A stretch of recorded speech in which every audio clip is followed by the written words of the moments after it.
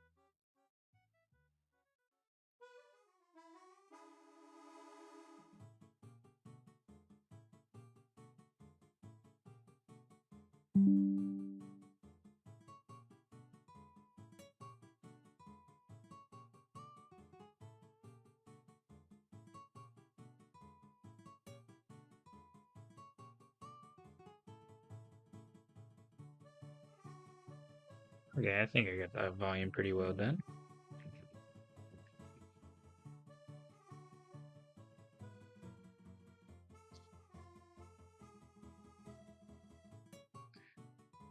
Hey guys, what's going on with y'all today? Anything interesting happening? I'm finally going to be able to review the comics for September that I read. That's right, only 2 months after September. I know, crazy. Right on time. And that, so, oh, I still have that up. Alright, here's where we're gonna start doing the reviews. We have, basically, what we're doing is we're going to review the comic. We're going to pick the best variant cover. We're going to go through each comic. Then at the end, we're going to pick the best comic. We're going to pick the best cover.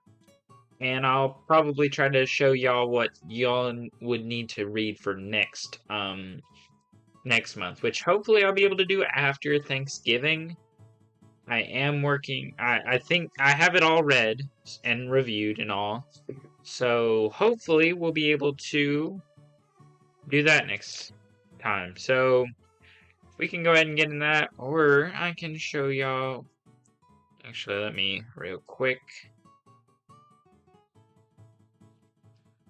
We're gonna freaking, you know what we're doing. We're going in. We are going to look at this stuff. Okay, 119. We're doing good on that. I'm very proud of y'all with how y'all been watching this video. I worked very hard on it, and it's gotten pretty good views. Like, my highest video other than this one, which I I don't think I should count because it's part of the one villainous scene that I did, which was the whole thing and it was in a playlist where everybody was watching it. So it got a lot more views than it should have. And I feel like this one would have been my highest viewed. But really, now, hopefully, this one will become my highest viewed because I worked really hard on it. Go watch my newest shorts. This one just blew up last night. I do not know what happened last night. It just blew up last night. I'm working on these.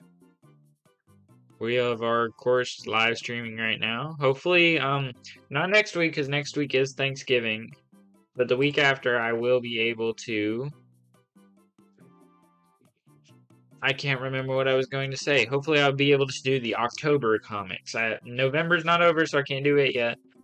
Go check out these channels, of course. We're just if you noticed, I put up a channel schedule. Every Monday and Wednesday, we're putting up YouTube Shorts. Every Friday, whenever I can, there's going to be a live stream. Saturdays for once a month or a long video, and every day there's a new community post. And of course, you can go check out my Instagram. I have an Instagram now. I post some stuff on there whenever I can. I have a letterboxed, I mean. And basically, you can see the movies I've been watching. See, I recently watched Fear Street 1994. Weird movie, but interesting nonetheless. Also watched that for the first time. That was a experience. Okay, I've watched 34 movies this year. You can go check out. I have a subreddit. Y'all can go there if y'all want to check out the subreddit. Make some posts. We got a Discord. I don't know if this link is still available. It may not be. Yeah. Comics Geek, of course. You can go to my Comics Geek and check out my profile where you can see what recent comics I've reviewed. And maybe you'll see what my next video is going to be about because I usually keep those on here. If I can. So you can see, I don't want to spoil the reviews for today, so I'll go ahead and move up. Also, reviews for this month as well are on there. Go check out the Facebook. I post a lot of stuff on there. I try to keep up with it, what is going on. Well, you know what to do. Just go check out Micah on Facebook. Twitch. I have a Twitch, but as you can see, I'm live streaming on here, so it's not really that important. Basically, yeah. You know what to do. Just go check out Micah on Facebook. Twitch. I'm making sure. But as you can see, I'm live streaming on here, so it's not really. Yeah, let me quickly.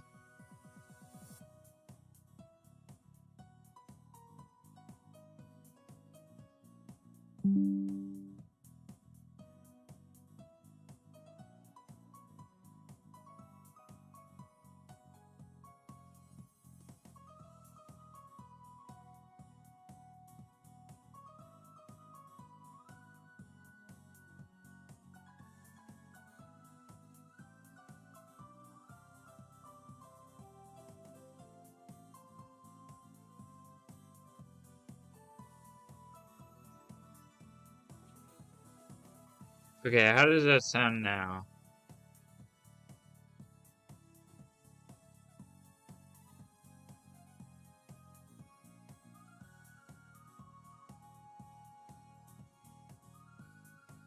Should sound good, I think.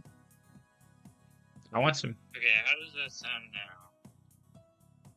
Okay, I think it sounds good with my voice. So we should be good. I'm trying to learn how to add music so y'all have a little something to listen to in the background. Should sound good, I think. So, with that out of the way, let's go ahead and get into the first review. I can look at this if I want to. Philip Kennedy Johnson and Julius. This one, I have some words to say about it, even though I gave it 4 stars.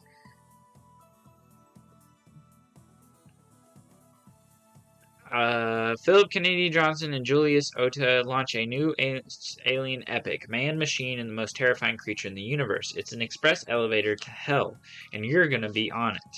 A small colony of synthetics, if you haven't watched the movies, have settled in secret on a backwater moon when a company of United Systems soldiers come to them for help retrieving biotechnology on a hostile planet that could be the key to saving humanity. The synths must decide whether the prospect of peace between man and machine is worth the risk of betrayal. This is a cool cover. That's a cool one.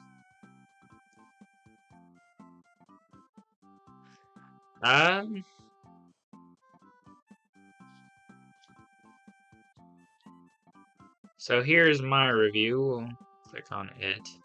Okay, it was pretty interesting. The art is, of course, better, and the characters are interesting. The setup while a little wordy, did set it up between pretty well, and I'm excited to see what happens next. I was a little disappointed to see the lack of aliens in this issue. I enjoyed it too. Much better opening issue than the Predator series running in parallel. I like the Predator series. I don't know why. Alien works best when it's a slow burn and xenomorphs are always showing up. Keeps everyone on their toes.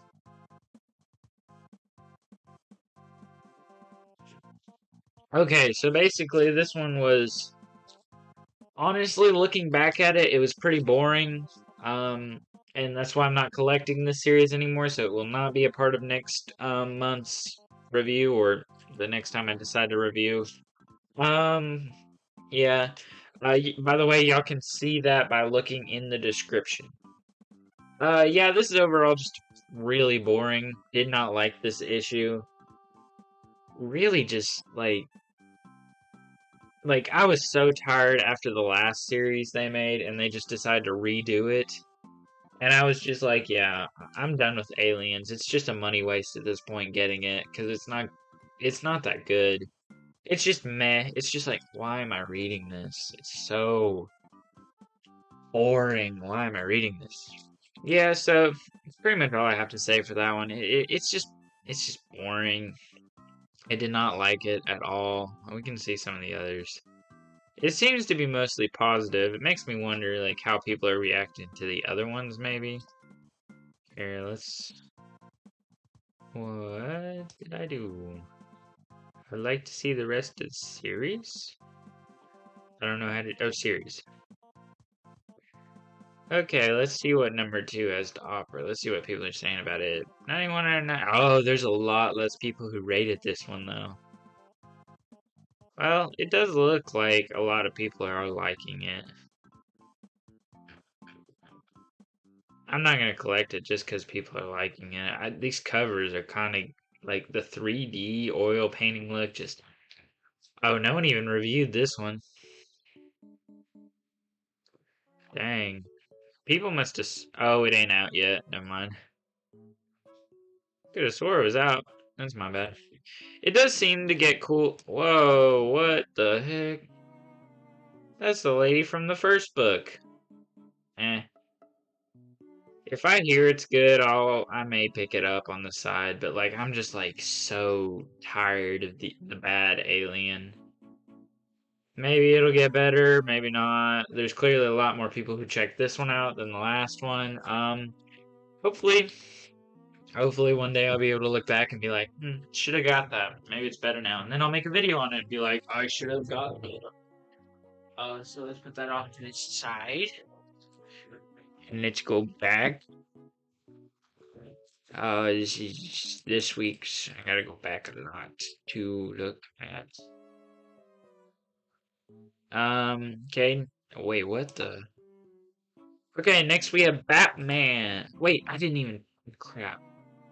I have to do that all over again. Okay. Let's check out the side covers and pick which one is the best. That one's pretty cool looking. I'll agree with that. That one does look pretty cool. This one is mimicking something. I know it, but I just can't put my finger on it. Cartoony look, always nice. Not necessarily my favorite all the time because it like kind of makes the Xenomorphs look less scary. That one's pretty cool having the alien. Why is he so muscly though? That's such a muscly freaking like alien coming out of there. And of course we got the one that looks like this one, but worse for some reason. And then we got the original. Original looks really good. I'll agree with that. Huh. No, honestly, I think I'll go with the original here. These just like they're okay. They're just like nothing. Like this looks really good here, but in when you actually show the human part of it, you're like, huh? So it's just like, no, I'm not getting that. Plus, if I really did want it, I have the Alien #1, which is usually the hardest one to get, at least with the last issue, and I can just pick it up at a local store I go to. So next, let's move on to Batman #127. 5 stars on this one, so clearly I liked it a lot. With brutal efficiency, Failsafe hunts the Dark Knight, leaving a trail of injured heroes. Batman retreats to the manor as he prepares for a final assault. Will the last few surprises he has in store be enough? And in backup, Catwoman reaches a shocking conclusion in her search. Let me open this one up because I don't remember. Gotta admit, it's been a hot minute since I read this one. Chip Zdarsky is a very talented. Ooh, that broken cover. I gotta fix that eventually. Chip Zdarsky, very talented writer when it comes to Batman, especially what I've read of his. Oh yeah, this is the one. It has a reference to Tower of Babel, which, if you don't know, is a JLA story written by Grant. JLA was written by Grant Morrison, and he basically brought the Justice League back to its roots. And he wrote a story where Batman creates a failsafe basically for each one of the Justice League, and this kind of ties into that. Might do a video on the JLA one day if I get the chance, because Grant Morrison, he's a pretty good writer. That would be a very big video, because there's a lot of those. I want to do long videos like that about JLA. Hopefully one day I can do the Ultimate Spider-Man, that 10-year series. That would be crazy. We got the introduction of Zur-En-Arrh, which if you don't back into comics, which if you don't know was part of a story written by Grant Morrison. Holy crap, I did not realize that everything this guy is pulling from was written by Grant Morrison. That's actually kind of funny. But Zur-En-Arrh is basically if there was only Batman and not Bruce Wayne, and he like basically blocked his mind off from mind control, because whenever he tries to get mind controlled, boom, comes in Zur-En-Arrh. And in Zur-En-Arrh's first appearance, he was actually a alien he met in a place, but it was later revealed that that was part of a psychosis, written by Grant Morrison, of course, that was part of a psychosis thing that was all part of a dream that he had. But later on, it's revealed that he is the Batman of Zur-En-Arrh, and like he builds his costume out of trash. And basically, he dresses up in that because Zur-En-Arrh is the one who created Failsafe, and he erased it from his own memory, had to defeat it. So basically, there's no way to defeat this Zur-En-Arrh. Holy crap. Freaking art in this thing? I hope I don't get copyright claim for this, but look at this freaking crap. I'm making sure It's freaking... Look, that's Zur-En-Arrh fighting freaking Failsafe. It is freaking awesome. And takes down Tim. Lots of stuff going on here. Pretty cool stuff. I'll agree with that. Oh, and then there's in the city. Wait, is this after he takes him down last time? No, he's already beat up the Bat family, I think, a little bit. So basically, he's fighting him. He's fighting him. He tries to destroy a picture of Alfred, which, if you don't know, Alfred is dead right now. Except for in the Batman versus Robin, which I don't know how. I believe that's not true, but I ain't reading that one right now, so I wouldn't know. If y'all are reading that one, then y'all can tell me. Basically, the art in this crap. This is crazy. Um, yeah, that's. Oh yeah, and then after a while, he was not like Zernar was not caring about Tim Drake getting hurt, so Batman had to take back over in order to stop Failsafe from killing Tim Drake. And then, yeah, he says he's my son. They have a fight inside his brain. Then they're in the burning building. Holy crap! I think I'm gonna have to go back and read this fully. I think this is the way Chip Zdarsky is reading this. It definitely feels like a How do I put this? It definitely feels like it's going in a full story direction. I'll get on how I feel about the backstories and back issues in a second. Yeah, then he gets defeated. He's laying on the ground. He's defeated. He's seeing all the happy memories in his burning mansion, and then dude, this freaking art. How did I not notice it? Maybe I mentioned it, but like freaking look at this crap. Look at that. That is freaking awesome. That is just, oh my gosh. Dude, the art, I'm just so flabbergasted. Yeah, but you didn't know I was going to use this. Okay, here we go with the back issue. This is weird. Basically, if you don't remember, well, I don't think I went over that one, but like basically, Penguin is considered dead. But then we cut to this man. Catwoman's been trying to figure out how to stop his children from like being evil and get his fortune and get paid for it, of course. And basically, there's this old man. He's grabbing muffins. He's going back to his flower shop. He's super happy. Catwoman walks in. What's going on? Well, it's revealed that Penguin is alive. He's just got a nose job and a dyed hair, I guess.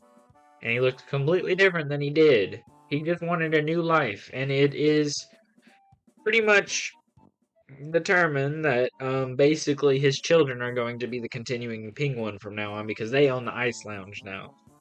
And Catwoman goes off into that. Even there, look at that art. Look at that crap. Oh my gosh. Look at that. That is crazy. Oh yeah, I guess I should go over my actual initial review of it. Where is it? I wrote a review for this one. What is it?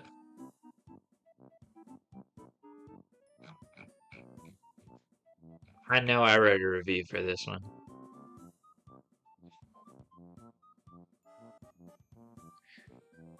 Oh, let's see. Where is my review for this one? DC Comics, Batman.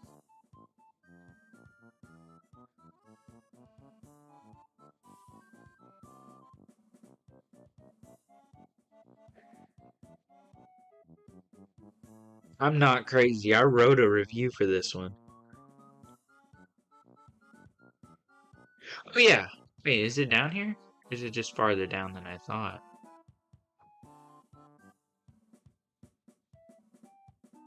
It must just not show mine. For some reason. Cover art on these are also awesome. Like, these are crazy. I don't know where it's getting after 130, which is the next one, which is the last one. Okay, I'm gonna read it off my phone since it doesn't want to show it off here. This issue was awesome. It did exactly what I was asking for from the last one by adding more of the main story and less of the back issue. And it was more story oriented with plenty of action. Plus, with all the connections to past Batman stories, this certainly turning out to be a love letter to the Batman fanbase. I do agree with that. all the connections to Grant Morrison. Apparently, he has like a lot of likings for Grant Morrison Batman. It's pretty awesome. I'm not gonna lie. I hate that that's broken and that's killing me inside. That is breaking even more. I don't want to fix that right now, though. That is super awesome. Okay, let me get that set up. I love this story. The back issues are still a big problem. I do not like the back issues.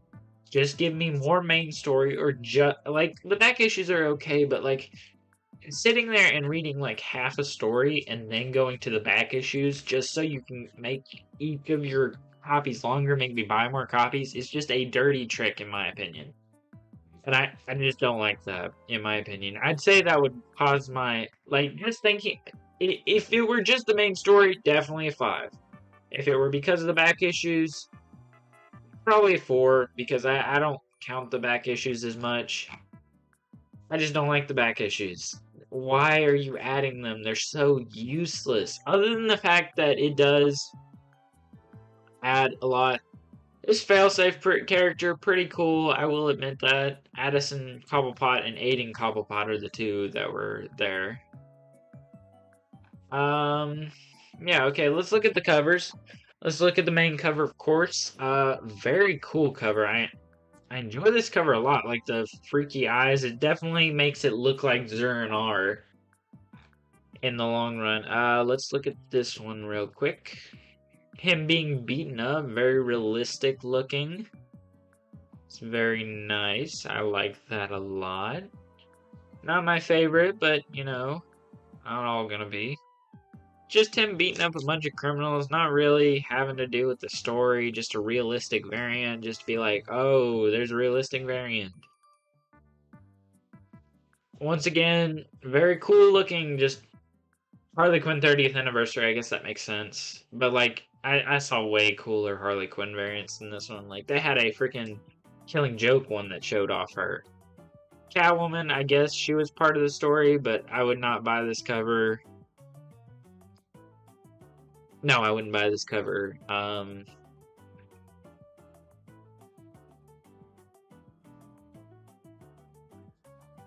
Very boring looking with just the yellow color over it. Really? I do not like that at all. Ooh, is this 89 Batman? Oh, it's toys? I mean, it looks cool, I guess. It's just kind of tacky.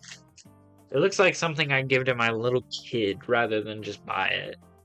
Like, yeah, not even. Like, that's the same thing.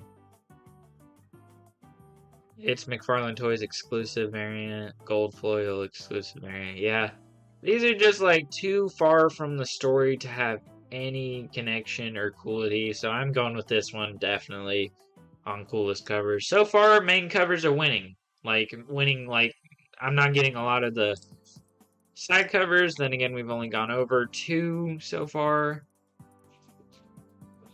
Okay.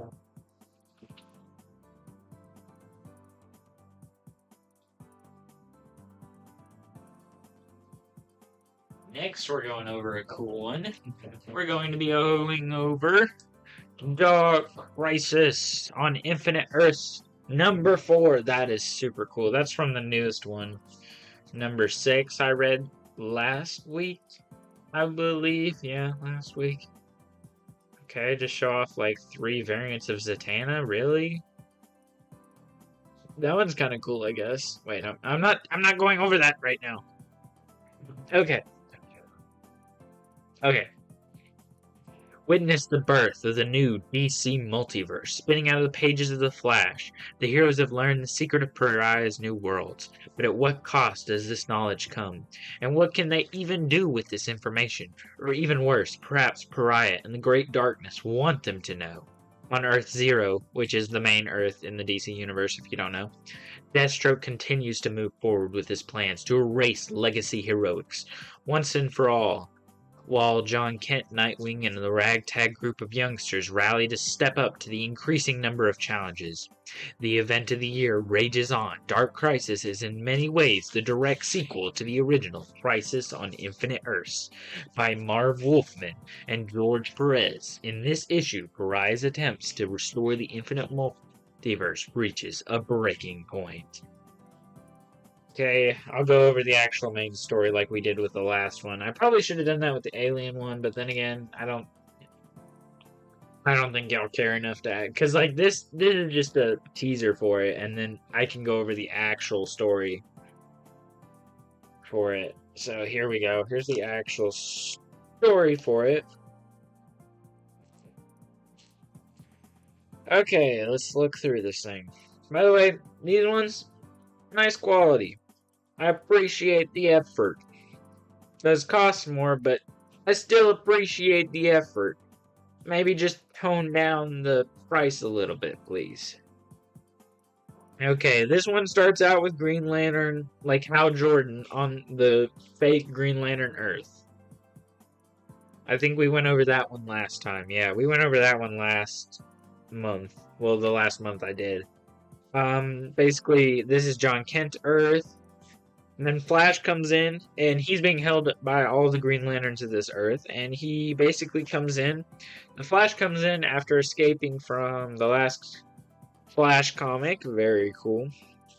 He saves Hal, and he reveals to him that he's been running around and showing off that these worlds are all...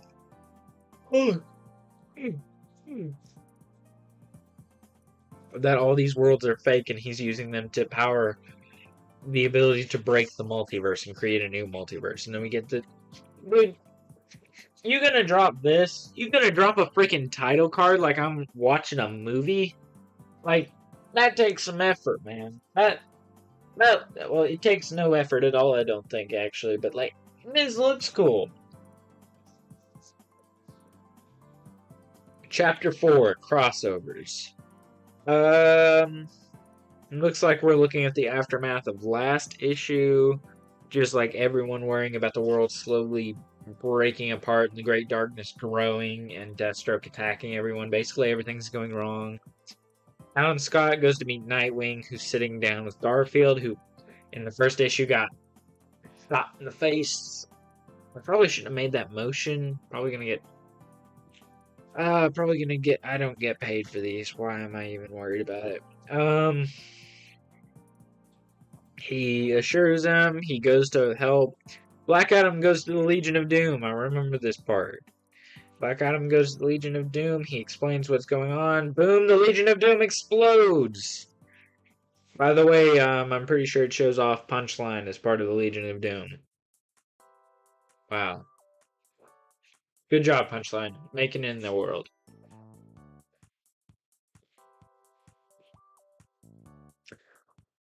Holy crap, talk about good art. What is this? Who did this? Dude, full page spread. Okay, I'm gonna show y'all this. Look at this crap. That is just awesome.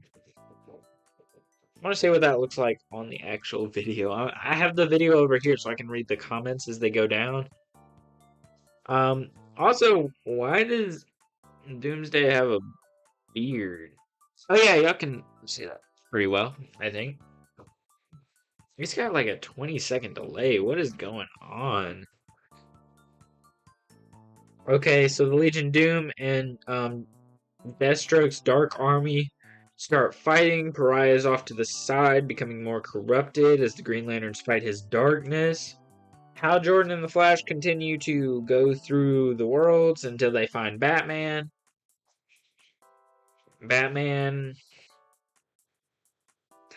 Flash goes to fight Batman. Oh, so this is what leads into the Dark Green. Alan Scott takes Nightwing, the John Kent, and Donna down to the basement of the Hall of Justice, and they find Detective Chimp and Constantine, and they are going to start some kind of thing. Swamp Thing is there, of course.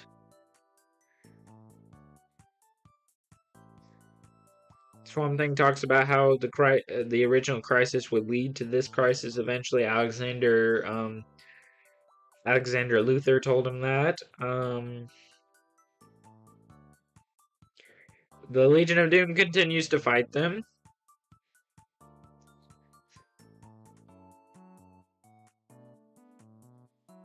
And then they see that the worlds are becoming more corrupted.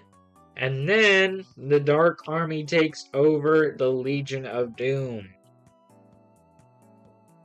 And then, of course, it becomes time. Enough power is initiated to the multiversal worlds that it creates a new multiverse with the magic hand I remember Comic Drake talking about. I don't know everything about comics, but I'm pretty sure that means God. That's God right there. That's God. That's the DC God. I'm pretty sure.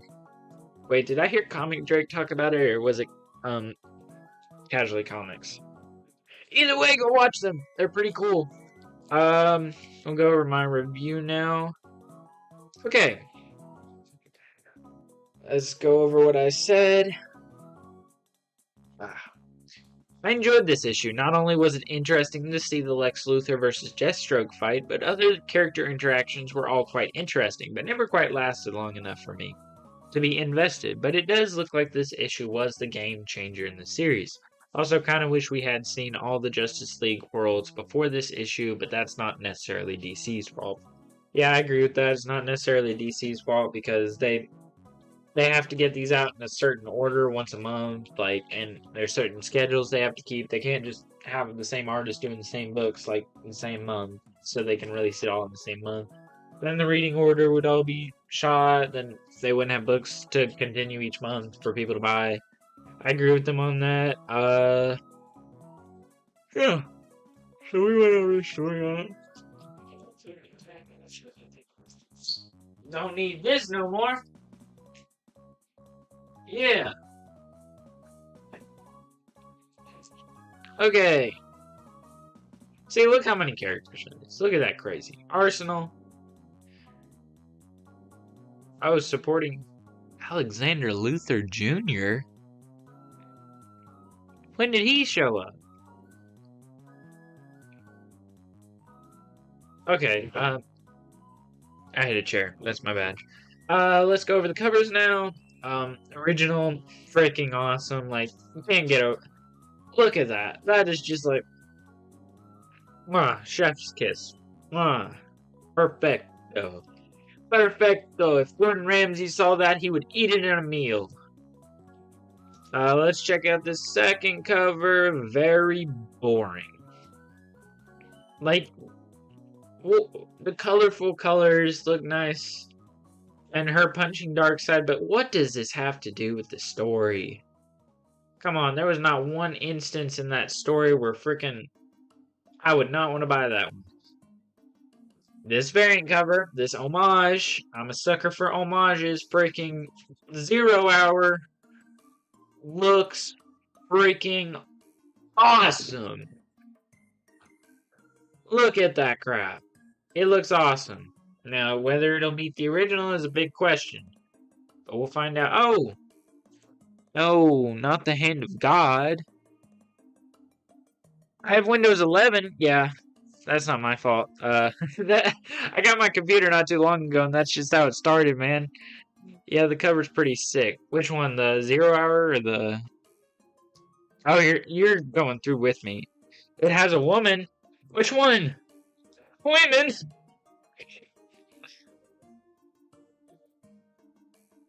Where? Oh, Wonder Woman. Yeah, the 0 Hour one, I don't know if y'all know what that is, but super cool. Let's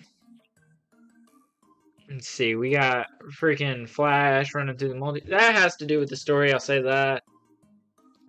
Maybe they could have tried better to make it look like the actual worlds they're in instead of just, showing them. Still a cool one, just, I'm gonna take off a couple points because of that. You have been discovered. I know. You should have been more sneaky than that. This one looks pretty cool. Maybe should have shown a little bit more of his dark eye that was in the book and more of his gray face. I don't know. I don't think I showed that to y'all, but like freaking his gray face, he's starting to like decay because he's dead technically. He's technically dead, just being controlled by the darkness. What's to say about this one? Just as good as the original. I think it takes it down a peg because it doesn't have the cover. This would maybe have the cover would look better, probably. Not the cover, but the title, you know.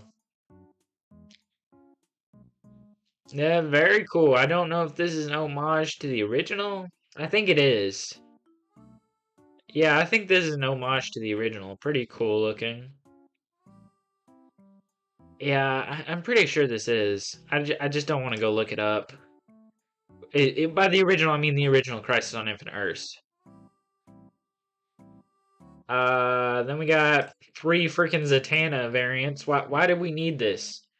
I'm not gonna buy this. I'm not gonna buy this. No. No, I'm not gonna. No!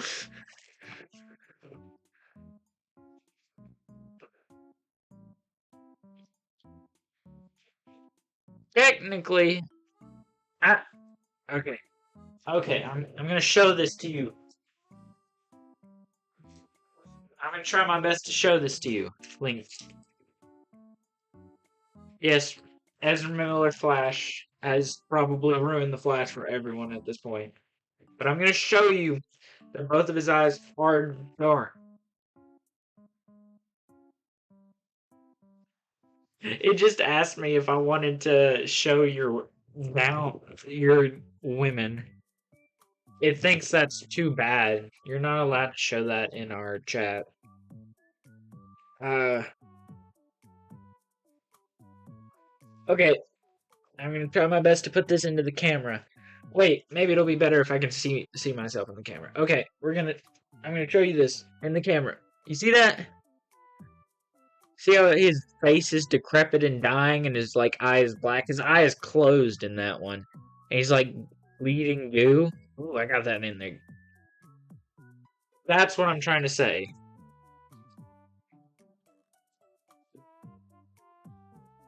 Are you saying both his eyes are black is because they're closed and one's gone? Is that what you're trying to say?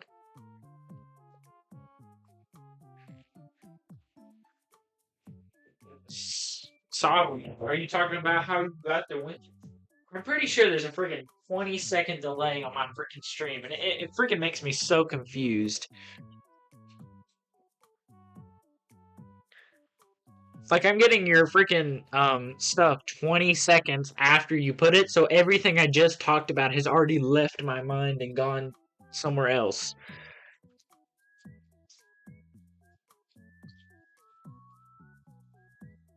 Oh my gosh. Therefore black.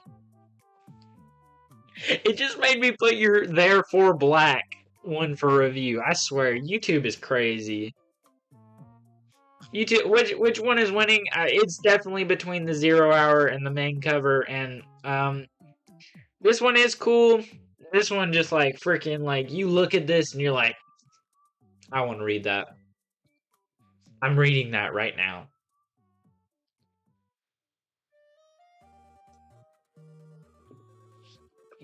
I'm pretty sure I had that fixed. I think it's just my internet connection, probably. I don't know whether I have that changed in here. I'm pretty sure I had it the same this whole time. Maybe I just changed it for this one stream by accident. Oh no! Can't show you all this. This is the next 2 months.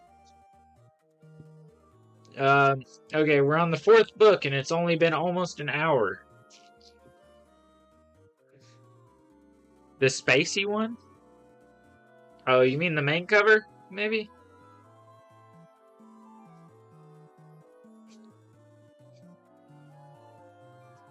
Okay. This is The Clockwork Killer, Chapter 5, The Joke's on Me. The Clockwork Killer's identity is finally revealed as the dust settles after the showdown at Arkham Asylum, but as we learn the truth behind how the Clockwork Killer came to be, Thomas is faced with the reality-altering choice. Yeah, knowing how this series ends. Why does... Okay, I've been reading the Court of Owls for something. Possible future video. And that looks like Talon. Like that right side of his face.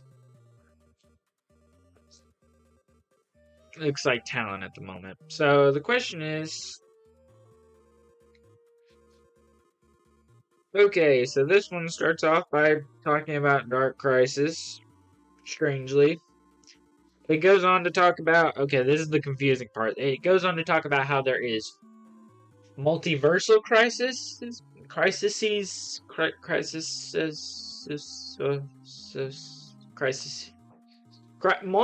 multiversal crisis, and then there's time crises. The multiversal crises are things such as Death Metal, Final Crisis, Infinite Crisis, Crisis on Infinite Earths, Dark Crisis now. And then we got time crises, Doomsday Clock, Convergence, Flashpoint, and Zero Hour, but there's another one here.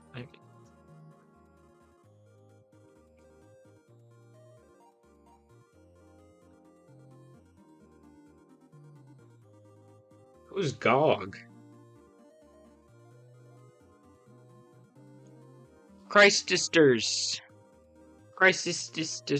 There is a Two-Face in here. Maybe there is a Two-Face in this book. Maybe that's why.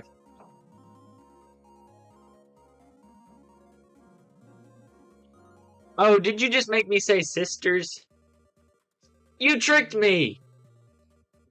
No! Why did you do that? You tricked me.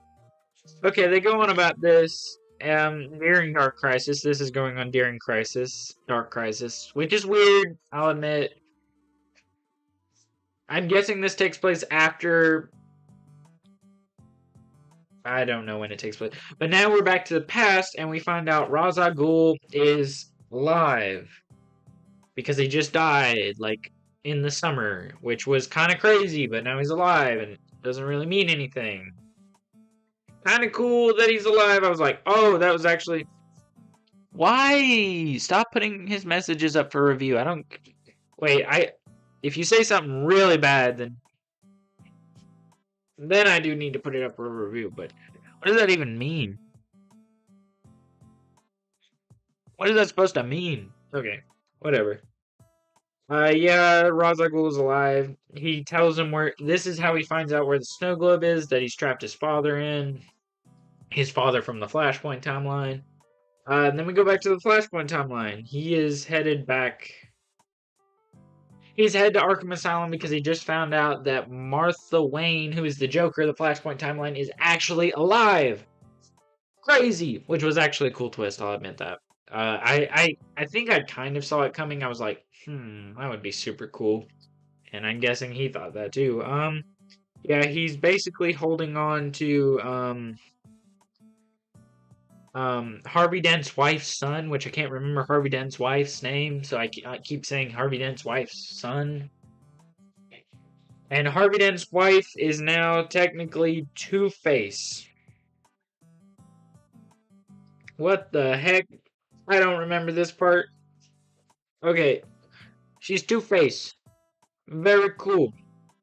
I'll just show you that.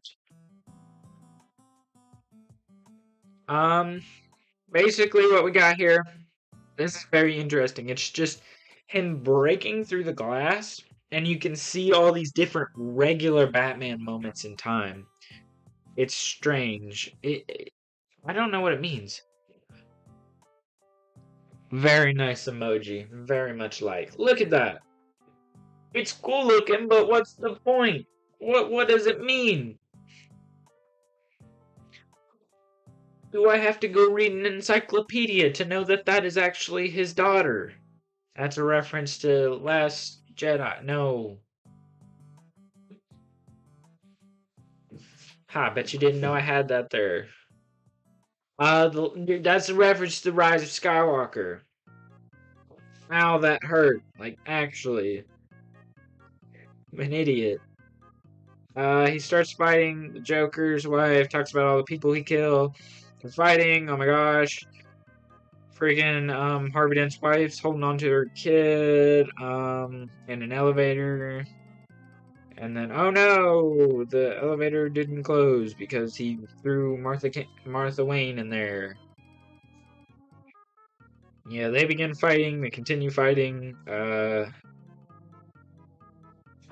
yeah, continue fighting. The incorrect reference whacking stick. I know.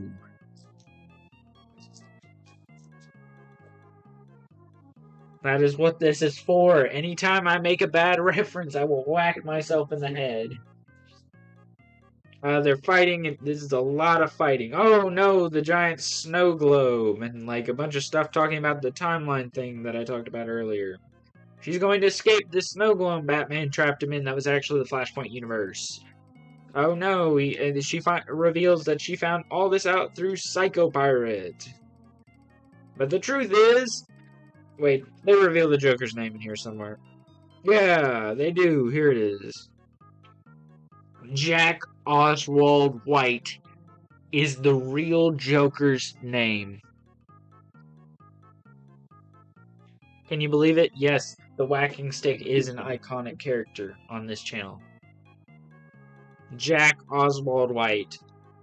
Because we can't have any mystery concerning the Joker. We need to know his name now. Even though he's given two... Jeff Jones is given two names concerning the Joker. Two completely different names. And then she's going to try to use her magic snow globe, but that's going to destroy time. And then, yeah, and then Rip Hunter from... What's the frickin' show on DC? On CW, not DC.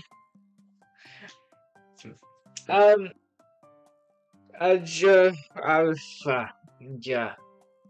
Legends of Tomorrow! That's what I meant. Yeah, that's what happens. And that was a journey. Let's be honest, that was a journey. Walter Hartwell White? Where? Is he behind me?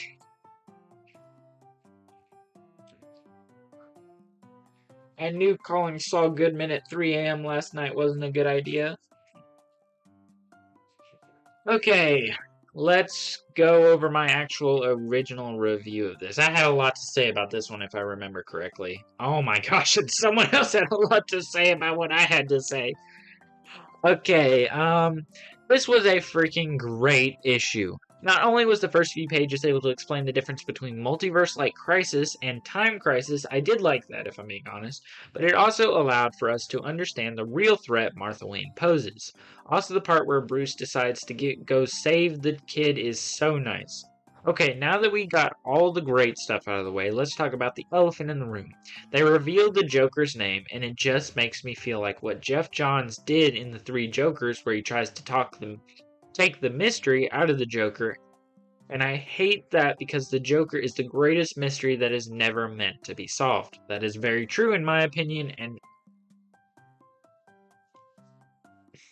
however, this will probably get retconned at some point in Zdarsky's run, especially since he looks like he is probably going into the Three Jokers territory. That is true in his 125 comic.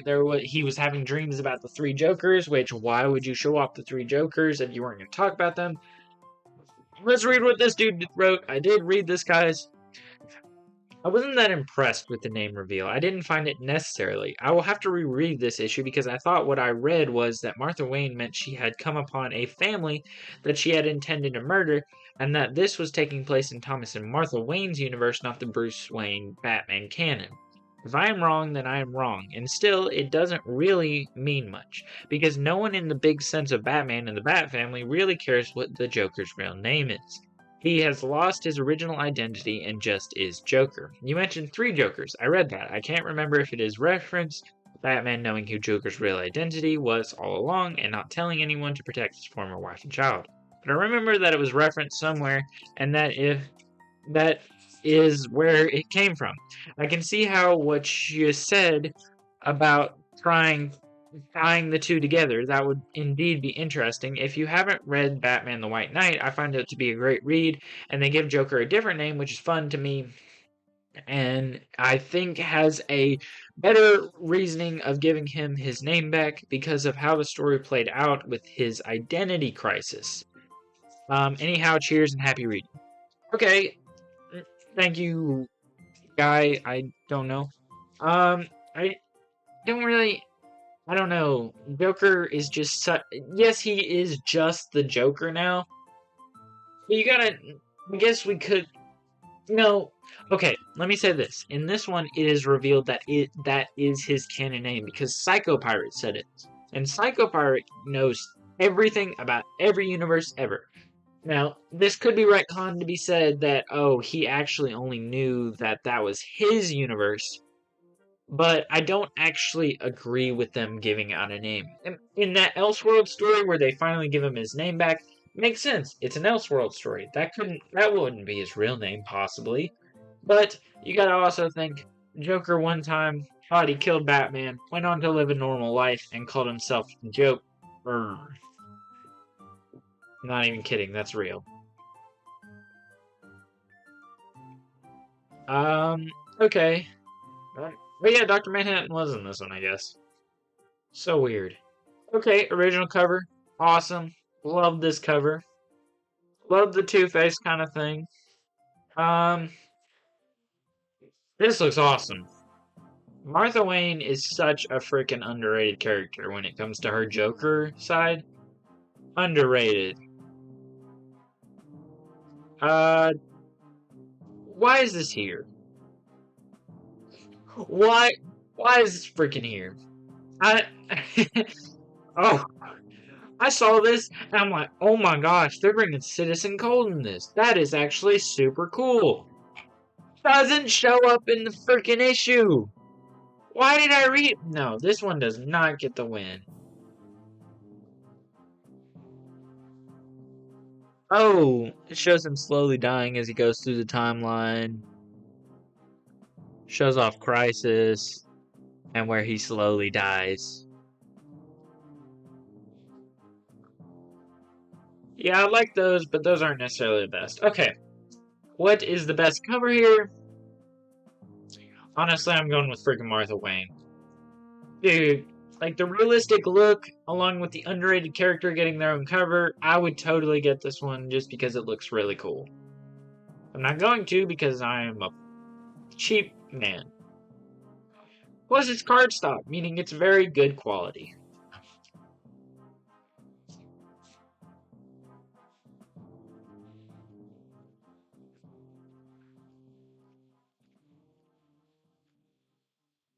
Okay, we went through all the first weeks. It only took us an hour. Now we're getting on to the next stuff. More Dark Crisis. What did you have to say? Bye-bye, Ezra Miller. Bye-bye. Yeah, he dead. He died in Crisis. Ezra Miller died in Crisis. Okay, let's go over Wonder Woman. When Pariah and his forces of the Great Darkness laid waste to the most powerful superheroes of all time, all hope was lost. Until now. Power as weapons of war, Pariah has captured each member of the Justice League and trapped them on worlds suited to their every dreams and desire, while the planet themselves slowly eat away at their respective inhabitants. As Wonder Woman begins a new chapter in her life, Pariah has uprooted her to a reality he controls. How will the Amazon Princess adapt? Also, Dan Waters and Brandon Pearson combine forces for the noir tale featuring Martian Manhunter, where there's life, there's hope, and with that hope comes a deeper unraveling of the tapestry of the DCU's biggest event of 2022. Got a little excited.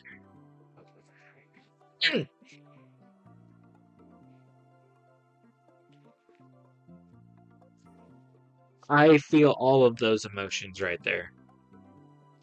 All of those emotions are applied to this situation. Like, I don't even know what half of those are. I don't even think I can make my face into some of those, but that applies to this situation. I'm making those faces. Yeah, let's go over this one real quick. The Wonder Woman story is basically she's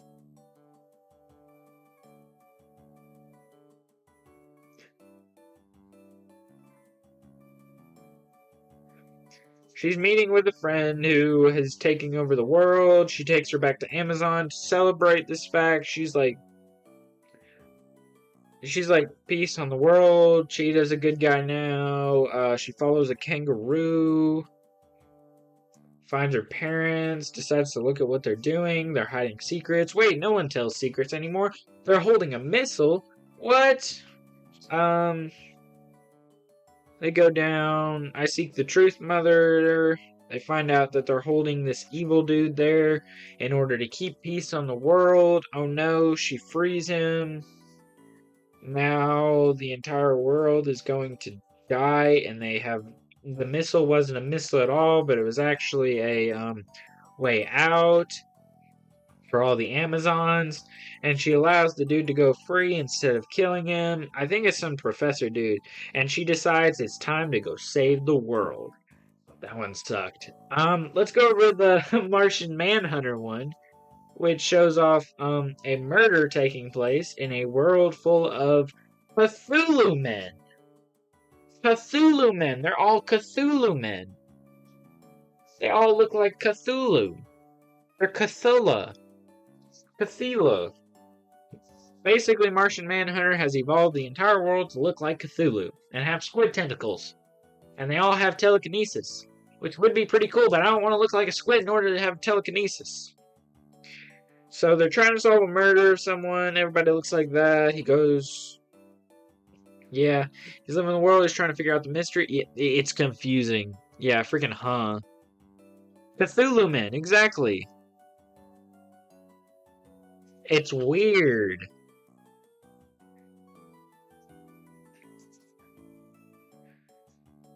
Like, it's the guy from Pirate... It is. It's basically like...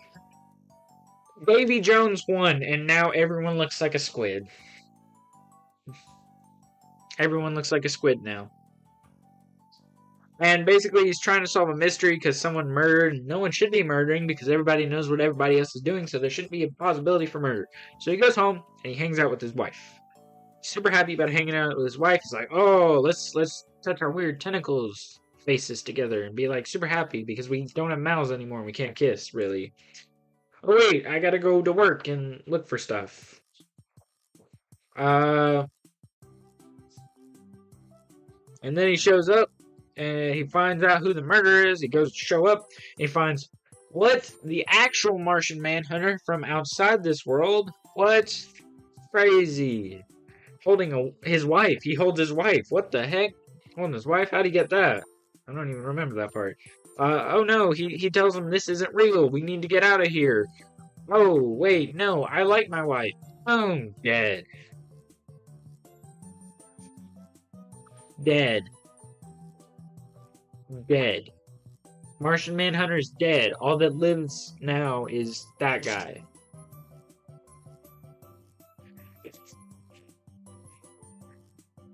Yeah.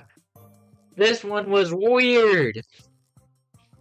So weird. I'm going to go over my review of it because I think I did a pretty good job of explaining it. There we go. Honestly, I'm getting a little confused with this series. I don't know whether it's trying to show that something is off with this world or if it is trying to show them living in the perfect paradise. Because some of the other comics show perfect paradises, this one shows a crumbling world that Wonder Woman has to deal with, and Martian Manhunter has done some real weird crap to the human race. Exactly. That's my point on this. Really weird crap to the human race. Like, I don't want to have squid faces. If I'm being honest, though, if that is his paradise, I question if Martian Manhunter is a hero.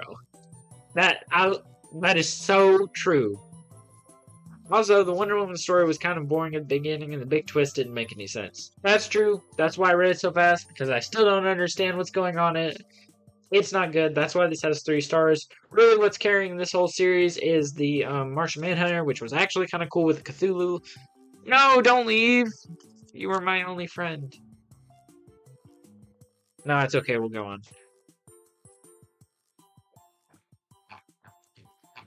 Yeah, that is a weird one. We can show off some of these. I think there's only one. This one looks pretty cool, but like, eh. It looks weird. Her face looks weird. Let's just go with the original because that's the only other one. It looks cool with the, like, maybe add a little darker tones maybe in the background to foreshadow what's actually happening better next time.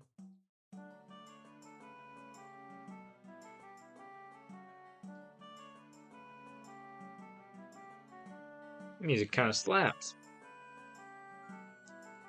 Oh, we're getting to the good ones now. Venom number 10.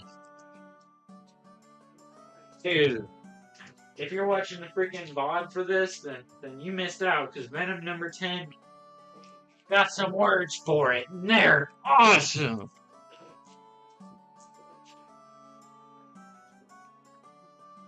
Okay, the colossal capstone to the second arc of this epic new era of Venom. Born across space and time through the symbiote hive, Eddie Brock's soul is pushed to its absolute limit.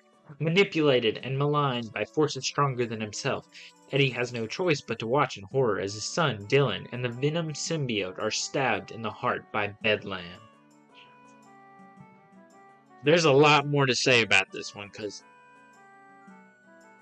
yeah, a lot more. I'm going to try to be careful with this one, because this one could actually be worth a buck or two in the future.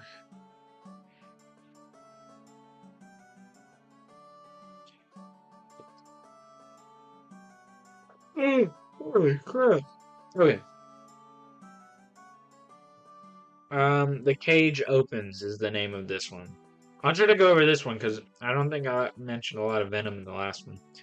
Basically, it was revealed in the last issue that Bedlam is actually Eddie Brock. And Eddie Brock is currently stabbing his son in the heart. How is Bedlam Eddie Brock? Well, I'll get there. The real Eddie Brock, who is currently we've been following for the past couple of issues, is watching from the back in a vision of some sorts when he gets eaten by a Venom Bedlam or something. And then he falls through then he throws his son away. And then he falls through yellow goo naked. Yeah, Eddie Brock falls through yellow goo naked. And then he wakes up in a place of some sorts. And now the masks are off, Eddie Brock, and we see each other as we truly are, you pathetic creature. He wakes up in a Venom symbiote back in the garden of King in Black's. It's the guy from the one Eminem song. Yeah, Venom! It's Venom! Because he's Venom. That's the whole song. Venom. Putting Venom in a happy tone. Venom. Yeah, because his name is Venom.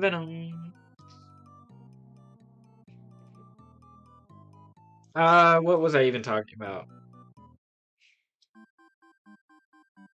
Oh, crap.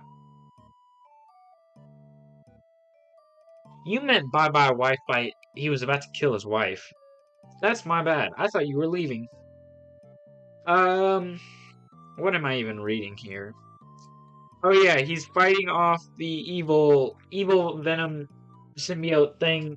I don't know if I've mentioned that to him. This is really hard to explain, but it's really cool if you've been reading the series, but I haven't been explaining the series to you. Oh, he absorbs him, and he's flying across this garden of some sorts.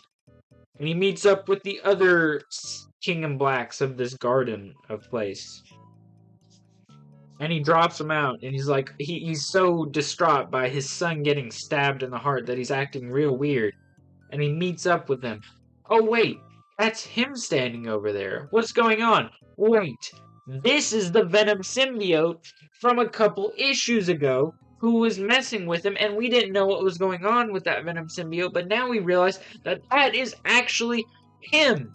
But then we get the big shocker at the end of it that every single King in Black in this garden right now is a future version of the current Eddie Brock, and he is going to turn into each one of those as the series continues to go on. Do I need to explain any more? And then we get a hand. And very important for some reason, because it is 7th Venom form. 7th. There is 7 of them, and we haven't met the 7th one. This 7th one's probably really bad. I could try to explain it to you further, but I would recommend reading it, because it is, like, this has been a very slow burn, but finally getting to this reveal, it was like, wait a minute, this is all him? That's actually super cool. Whoa. And you can see why I gave it 5 stars, because freaking, ah! Meridius. Meridius is the evil one. I believe the order is, it goes from the current one he's at, then he goes to Bedlam, then he goes to Wild, Pyro, I believe it's regular Venom, Broken Down Venom, Bedlam, Wild, Pyro, Meridius, and then this mysterious 7th Venom. Dude, you don't even know.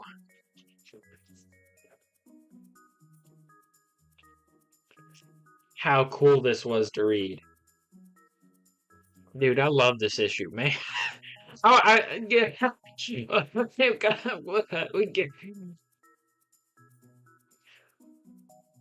Okay, this story at the start of the series, started out boring, with it seeming like they wanted to replace Eddie Brock with his son. But boy, has this comic been a roll the past few issues. Not only giving us a crazy Eddie Brock central story, but added in with all these time travel shenanigans makes this just a super fun time. I probably could say more about it, but like, geez, it's freaking awesome.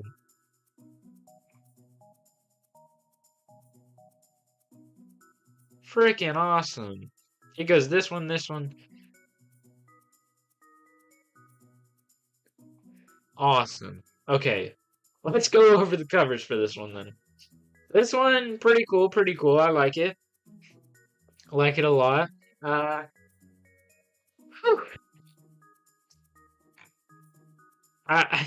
need to take a breath. Yeah, this one is, realistic. I like its look. Not really having to do with the story, which, you know what, based on everything I've been saying so far, I don't like. Once again, not having too much to do with the story, just a cool cover.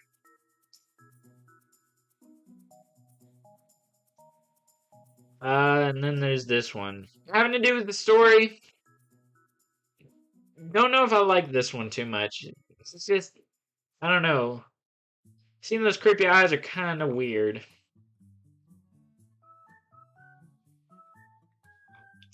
I think we're going with the original on this one. Like, it has this cool look. It's weird that these two are together, considering they don't show up together in the actual story. Like, this is King in Black Eddie Brock, and this is Venom Dylan Brock. But they're being attacked by Meridius for some reason. Weird stuff. 5 out of 5 definitely would not replace that score at all. This is just a super fun time. Hey, I think they changed that. That's funny. I think he had a... Oh, I ain't got to that part yet. I can't tell you about that. Till I tell you about our sponsor.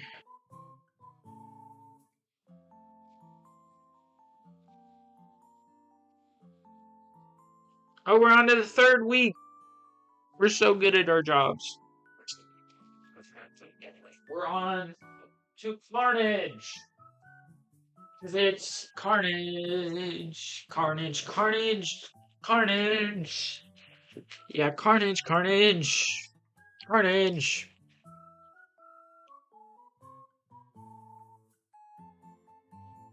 Very funny joke. Okay, let's look at this. In Hell, Part 1. The Carnage symbiote has a bloodlust unlike any other organism in the Marvel Universe. In this issue, its ruthless and aggressive efforts to quench that bloodlust reaches new and never before seen heights. But what in the hell is Carnage up to? And what will it do any to anyone who gets in its way? That's not that good.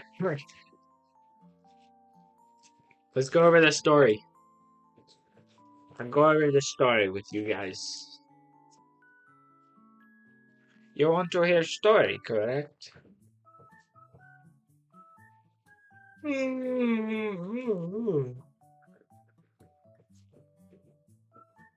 Okay.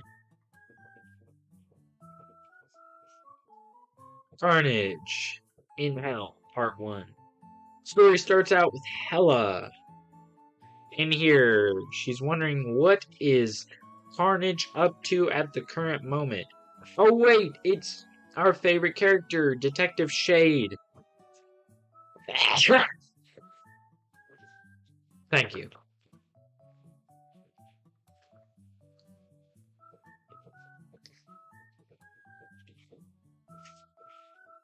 Yeah, he's talking to Cletus in his head and fighting a giant snake on this snow-filled earth. Oh, and then we cut to Carnage and that one evil guy, who kills people. He's following them on this earth, and they're fighting each other. They're not fighting each other. Oh no, they run into this evil dude, who's this one dude, I can't Malekith. Who is Malekith, by the way? Malekith. Malekith was a dark... Malekith? Hold up, that's the guy from Thor Dark World.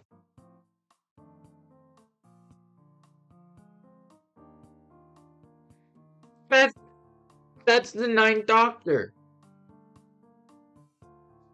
Ninth Doctor is in this book, guys. Can you believe it? It's the Ninth Doctor.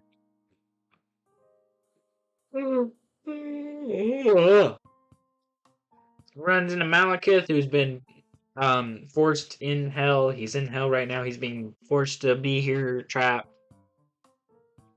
Um, then Detective Shade, Cletus is telling Detective Shade to kill him because Carnage clearly wants him. And then we cut back to them fighting each other. And they're fighting an army. Eagle shows up, shows him all his deepest fears and it shows the like serial killer all his deepest fears and insecurities. Um, yeah, he tries to look into. Then the eagle thing tries to look into Carnage's head and sees all his deepest fears and insecurities. Oh wait, it's all evil and it makes him go crazy and he dies. Crazy stuff. This is all super confusing to y'all, I bet. I'm sorry. They're fighting on this earth. Hela is talking to people about what's going on with Carnage. She's like, we could use him. And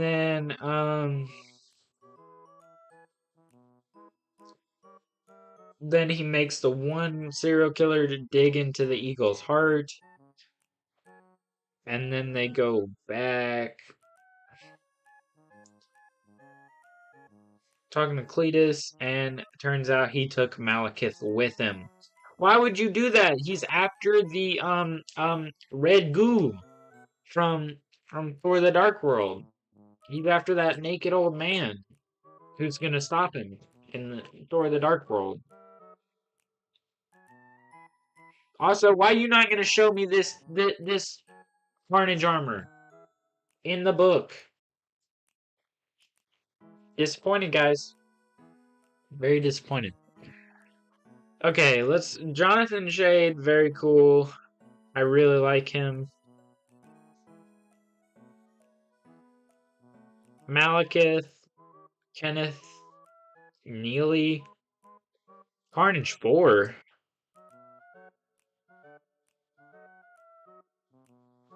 Oh, the fourth Clintar. Okay. I was right. This series is starting to get back on its legs again. I guess I said that in the last review. Especially with the character of John Shade and Cletus Cassidy. They work so well together, like Venom and Eddie Brock work well together. This is probably the best issue with Carnage himself, and that's because he is just an absolute menace in this issue. He literally killed a Sin Eater because he was too evil. Overall, a super fun issue.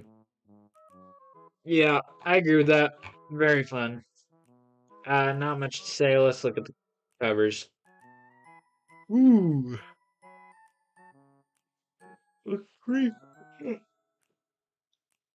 I'm sorry. I'm not meaning to freaking yawn like this. Yeah,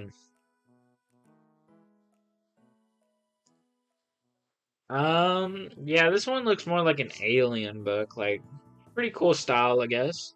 I don't know if I'll pick that one. What does this have to do with the story? Why would I pick this one? No. Why would I pick this one, honestly?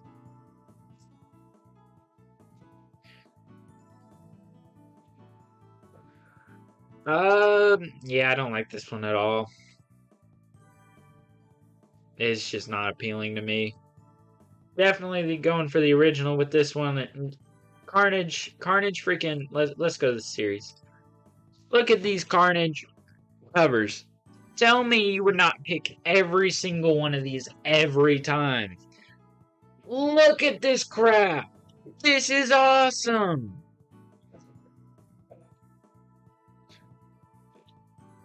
Like, each one has Carnage as the centerpiece. Each one goes through it.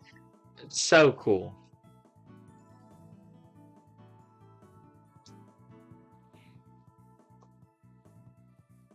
Okay. Okay, let's talk about the inevitable.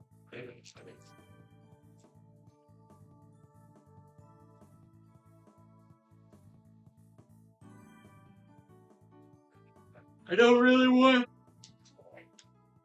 to talk about this one, but it looks like I have no choice. This is Dark Crisis Young Justice number 4. Dark Crisis Young Justice versus everyone. Listen up. Listen up, everybody. Yeah, don't ever read anything written by this woman. Don't. Please don't. Young Justice against the world. The fake reality that Superboy, Impulse, and Robin are trapped in has completely turned against them, sending the full force of the JLA and the Titans they grew up with against them. It will take all of their combined might to fight through this onslaught and find out who is responsible for their imprisonment. Meanwhile, Wonder Girl, Arrowette, and Red Tornado head to San Francisco's Titans Island in search of assistance, but all they find are memories. That was a pretty cool announcer voice, if I'm being honest. I didn't even mean to do that. I can go through the story, but, like, do y'all really want this? I guess I'll give it to you since you want it so bad.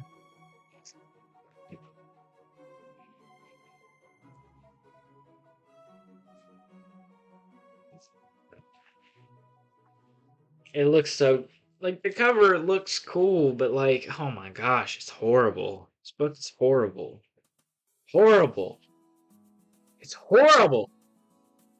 I'm sorry if that was too loud. Let's see. Starts off with Superboy and all of them fighting the JLA. Very boring art. Nothing's happening in it. Superboy looks at his hands. He's like, whoa, my hands are blue. For some reason. Then they're fighting more, and it looks super boring. Superman looks like Superboy for a second. What do you need to see? You need to see this? You do not need to see this book. It's horrible. It's so bad. Yeah, she freaking messed up Superman and made him look like freaking Jonathan Kent. That's Jonathan Kent. What is this? This is horrible. And then Superboy is fighting and he's like, he acts like an NPC and he's like, "Stop, guys! We shouldn't be fighting. These people are fake. They're going to kill you." And then he takes off a guy's ring and he cracks it. He's like, "Whoa, this is our world. We can do whatever we want." Oh, we cut back to the two girls and the red guy.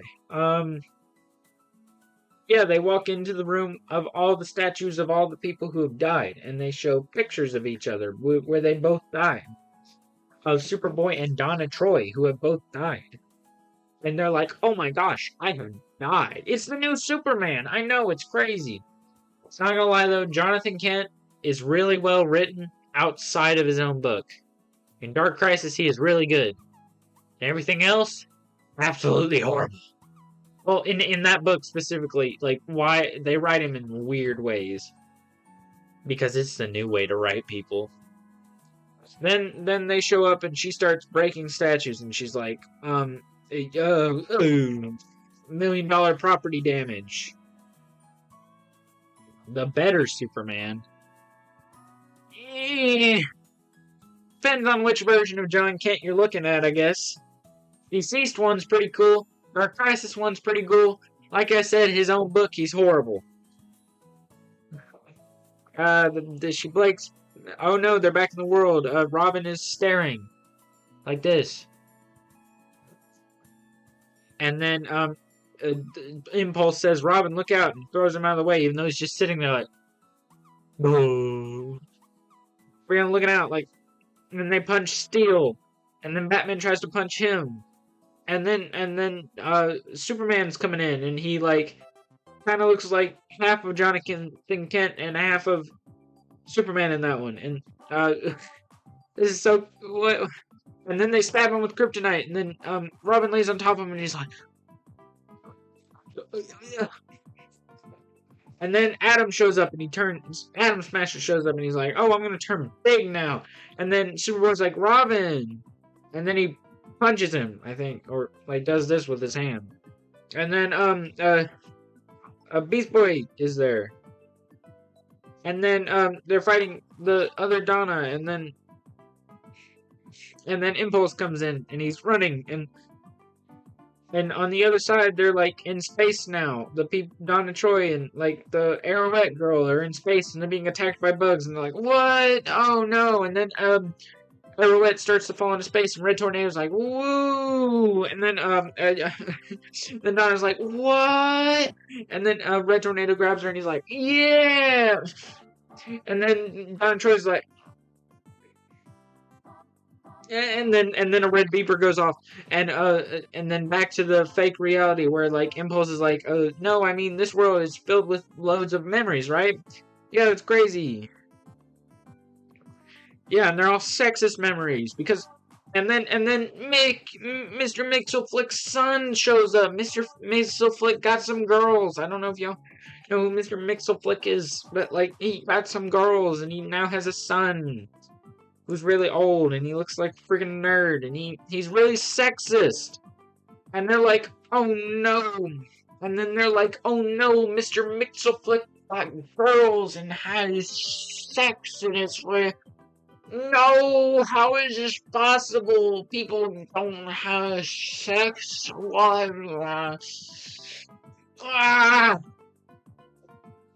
And then we have an ad for some Joker, Batman and the Joker, the Deadly Duo, for the rest of it.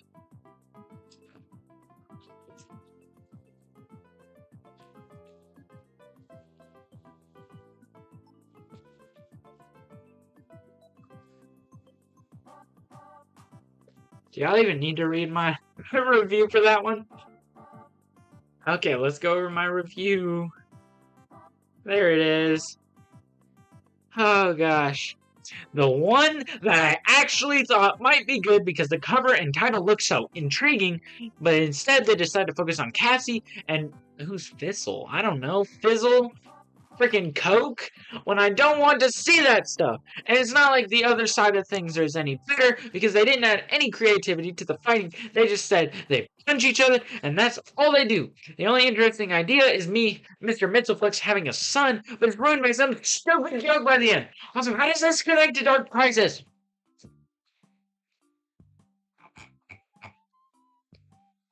Terrible cover. I hate it. I hate this cover. This cover wins because it actually looked intriguing and made me want to buy the book.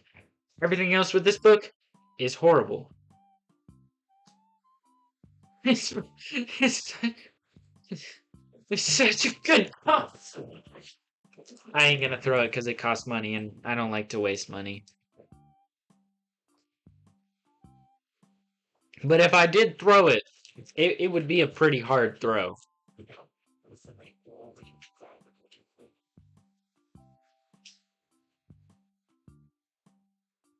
That was horrible. Horrible experience. Now let's get back to hopefully some good stuff. This one's kind of mid, I guess. This whole series kind of mid. Cool cover though. Kind of cool. It's kind of hard to see Bane in the middle of all that because they all look kind of similar, I guess. Okay, the apocalyptic Suicide Squad team are planning for an all-out assault at the Blood Farm when one of their Gotham daughters finds them first. Batwoman gives them the chance to risk it all to save one of their own. But will this new mission give them the power they need to take on the mysterious Lord Cinder and his lieutenants? I'm pretty sure Lord Cinder's Superman. Or are they playing right into his hands? In the backup, learn the tragic story of Nightwing's betrayal and how he became a vampire. More back issues. Yeah, I still don't like the freaking art on this one. I don't know if y'all know this, but it's freaking all white. It don't look good. It don't look good. It's the home of Baron Sinner. Superman.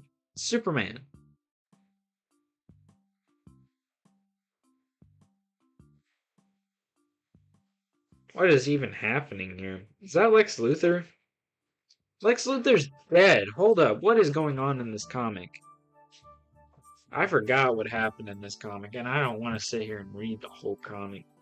Okay, so I'm pretty sure what is Lex Luthor's standing there in front of Swamp Thing, who's being forced to make algae to feed humans. Yeah, that was an okay concept. Batwoman shows up. She's a vampire. She stops him. All the people there, and she's like, I'm a good vampire. Yeah, Nightwing is the king of all vampires. Did you not get the memo? I thought everybody got the memo on that one. Nightwing is the king of vampires. He's the big bad of this whole series. Well, not this series, but the main series. This is the side series to the main series. And then Deathstroke is like, and she's like, "Oh, you can trust me. I kill vampires." And then Azrael's like, "Oh, actually, I think I can trust her." And then she's like, "Oh, that's where Baron Cinder is, and where Starfire is, and I need to get to Starfire." And she goes to Starfire, and she's like, "Help me, please." And then this Baron Cinder dude shows up, and he's like, "But I am compelled by my new nature," and it's Superman, of course. By my pain, and he has a little tear running down his cheek.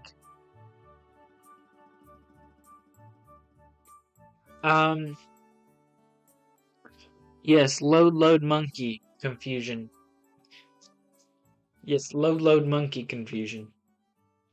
I'll get to the back issue in a minute. The back issue is kind of weird. It kind of just ends. I don't know if this is the second part to the back issue.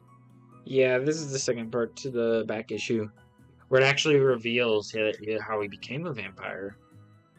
Starfire's there. She breaks stuff. She's like mad that Baron Cinder's got her trapped. They go to save her with Batwoman. Bane shows up. He starts beating up vampires. Bane goes upstairs. Bane finds Starfire. And Starfire drinks his blood, I'm pretty sure. Yeah, Starfire drinks Bane's blood, which shows that she is evil. But she's not evil. That's kind of confusing. What is that? A fist and a... Oh, it's crying. Yeah. Very sad. Yeah, it shows off Batwoman and Starfire running away. Azrael's being tormented by the cult who is in his head. Wait, no, Bane didn't die. He's fighting a woman, and then his neck gets cracked. That's what happens. And then the Arkham Knight shows up from the video game, and the guy from Monty Python.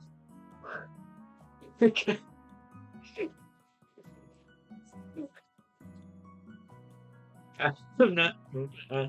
And then they're ready to fight the dudes. I hope you got all that. I think all you need to know is that, like, Bane died, that Starfire and Batwoman got away safe. Okay, back to the side story. This part 2. First part, he went to meet the vampires, and they're like, we need your help killing this lady. Oh, wait, they turned his girlfriend into a vampire. And he's like, oh, it's time to... And then he's like, I won't fight you, you're my girlfriend. The Monty Python? Am I wrong in that?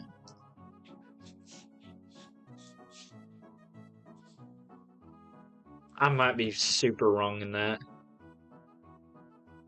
No, I am right. Yeah, that's Monty Python. Yeah. Yeah, look, he's right there. Look at him. Yeah. Yeah. Okay, and then he takes his sticks and he's like, whoa! He's like, cha! With his sticks, and he's staking all the vampires, and they like all surround him, and he's like, I gotta kill you all. You're all evil, and then they get him trapped. And she's like, it's time. It's time to kill my girlfriend. Wah! He does this, and he's like, wait. I'm a simp. And then they go to drink his blood, and they start to drink his blood. And then he's like, and then, oh no, he actually stabbed the girl who was drinking his blood in the heart. Now he's the new leader of the vampires. And that... It sounded like you were denying me, if I'm being honest. Like with the question mark and the,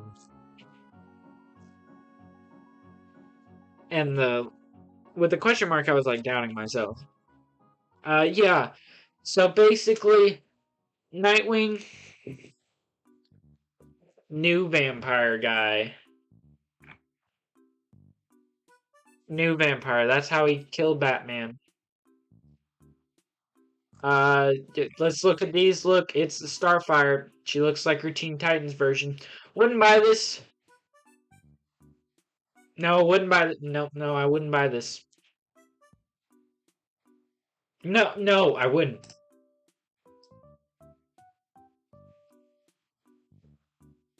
And then Dead Man, along with Bane. Why is Dead Man here?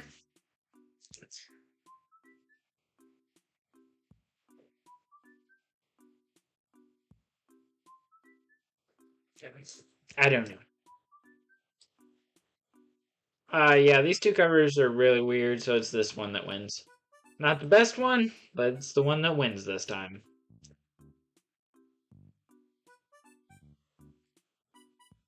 Okay, on to Dceased.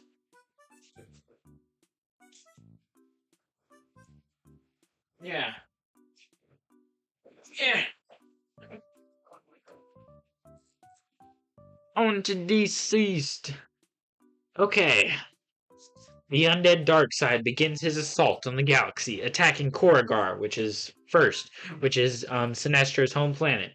The fate of the planet depends on the Yellow Lantern Corps teaming up with the Green Lantern. Also, what horrors do Big Barda and Mr. Miracle find on New Genesis? I don't know. I honestly don't remember. So let's find out together.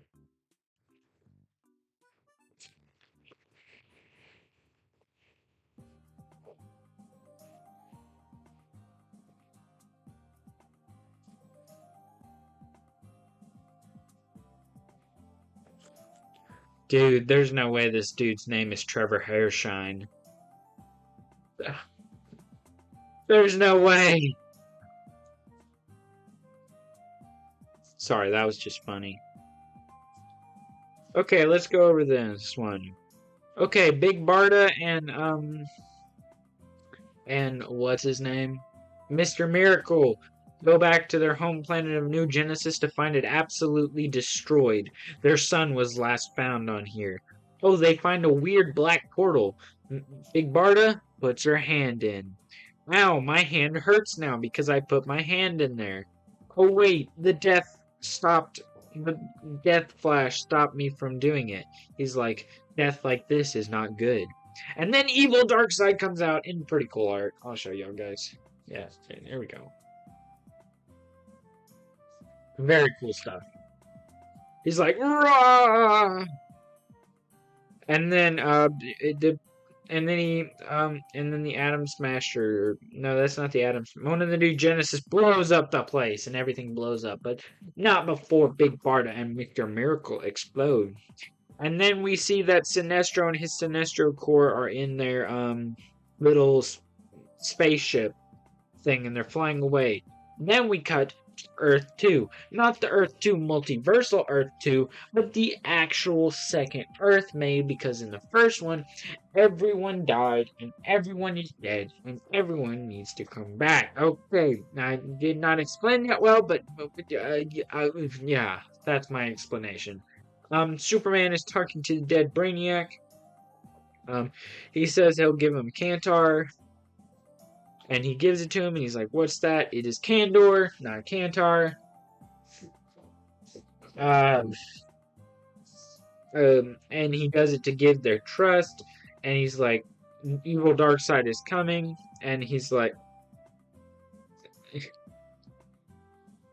I will do anything to stop that from happening. I will do whatever I can to protect the spark in this universe. And then he's like, well, you got a war is coming.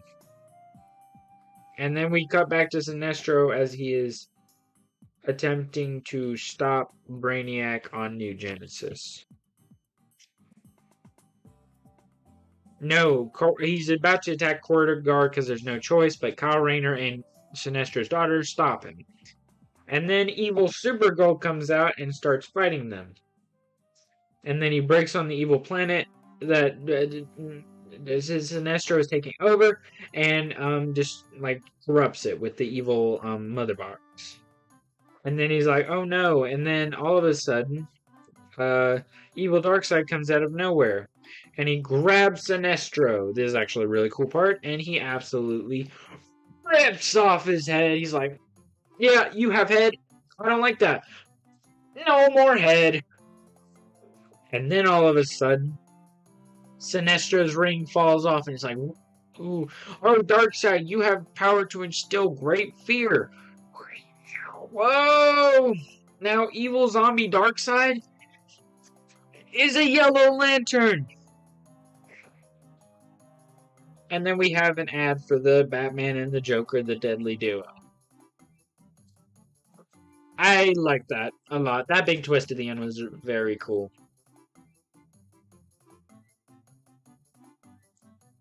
Okay, let's read my actual thing about it. I enjoyed this one. The action was fun, and we were able to see many different parts of the Deceased world. I enjoyed the fact that we got to see the Green Lanterns, because we haven't been able to see much of them other than Black Canary. I thought the mention to cancel culture was very awkward and forced. The twist at the end of the issue was awesome. That was somewhere in there. I think Kyle Rayner said it, and it was very awkward and forced. I do remember that.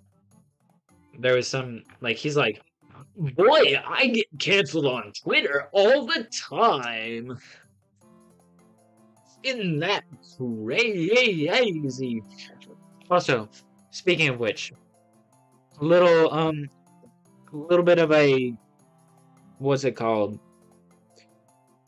Conspiracy. A little bit of conspiracy, but I think, what's his name? Elon Musk? I think he's trying to destroy Twitter. I think he's trying to destroy it. I think he doesn't like Twitter, and he's like, yeah, it's time to destroy it. Time to pull the plug. Okay, that's done. I'm talking about Twitter. Let's talk about these other things. Oh, yeah.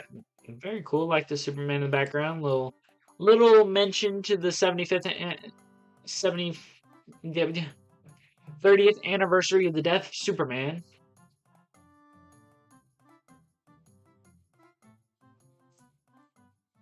I forgot this was playing music, and I thought someone was watching something in the other room. We got this one that's a mention to the whole X-Men thing. It's an X-Men variant.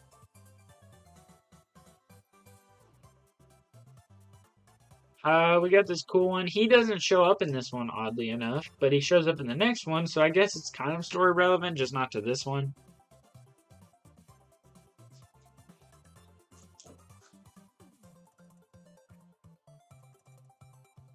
And I wouldn't buy this one any day. No, I wouldn't buy this one. I wouldn't buy this one any day.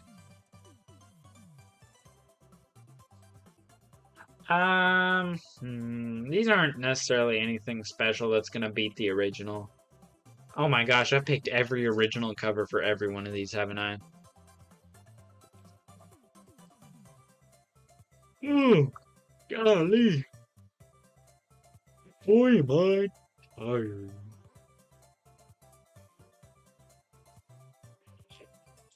Okay. Oh, crap.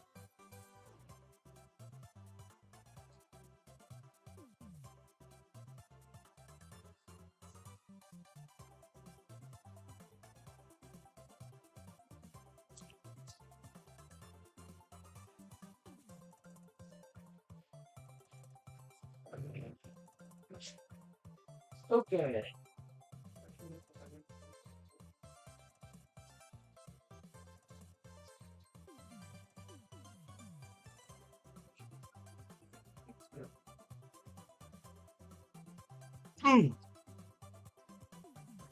The Flash number 786.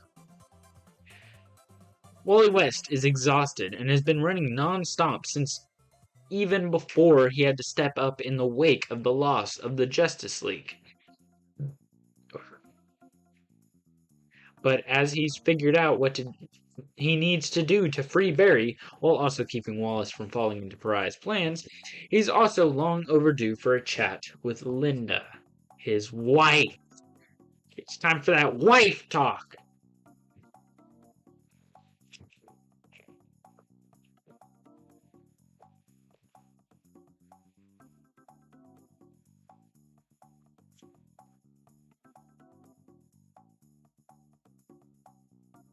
Okay, this one starts out with all the... This is a Dark Crisis tie-in, so it's important to Dark Crisis. So they're all sitting around the table, every team, and they're like, we gotta go stop some people. Yeah. And then Wally West and the rest of the Flash family is like, hey gang, what did we miss? And then they all walk in, they're like, yay, we're so happy to see you. Let's go. And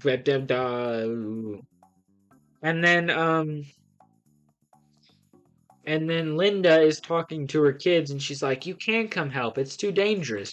And then Wally West walks in, he's like, hey, what's going on? Almost died. And then she's like, okay, we can let you come help. And she's like, if I see one hair on their heads get hurt, you're sleeping on the couch for a month.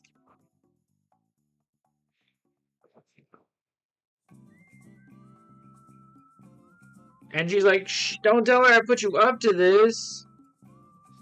And then they're all like, we're gonna go help. And then her wife gets in a suit. His wife, because his wife has speed powers, and she's like, oh, do I look good? Do I look good?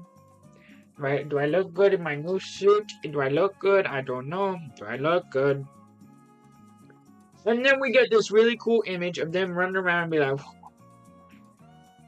and they're like running around stopping people in the Dark Crisis, and everything's good and everything's happy. And Everything's happy. They start beating people up. They work with Animal Man. If you don't know, I've made a video on that, and you should totally go watch it. Sorry, I had to cough there.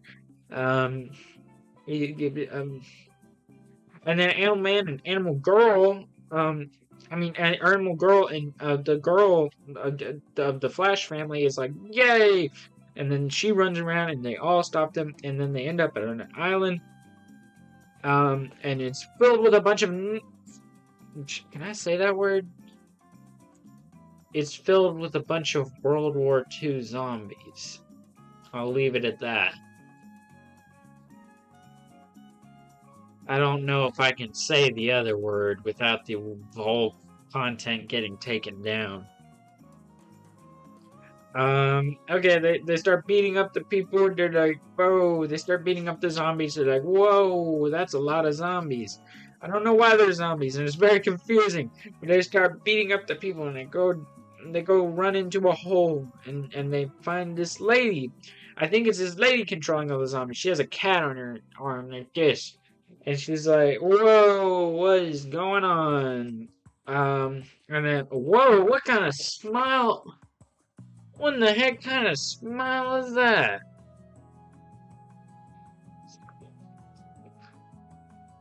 And he's like, no time to explain, Bobby, we need to run fast. And then they run. They use their magic orb and they escape.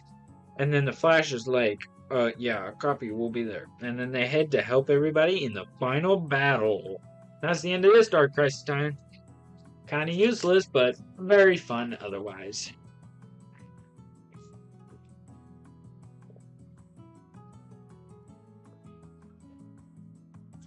Okay, let's go over my actual initial review of it.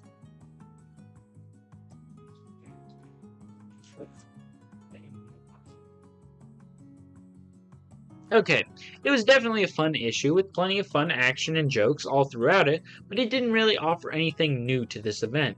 Don't get me wrong, it was definitely a fun read, but it was missing that extra oomph to be a 5-star. Definitely 100% agree with that.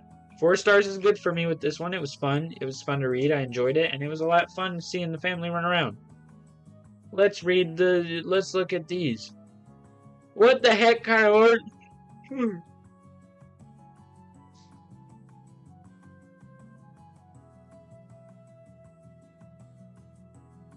What the heck kind of art style is this?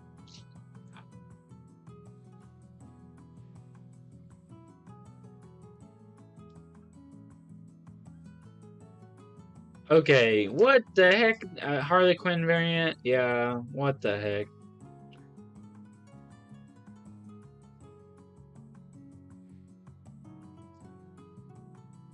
That one looks cool compared to the other two. I think I actually like this one better than the original. I think this one wins. That's a very cool cover. I like that one a lot. That one wins. Okay, we're done with that Flash. And that's the last of the 3rd week. There's only 2 books left. And you better make sure you're here for the finale, because guess what? It'll be Fortnite time. Fortnite! Guys, we're gonna be reading Fortnite.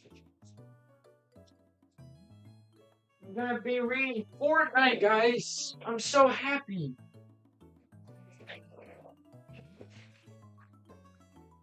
On to DC versus Vampires, number 9.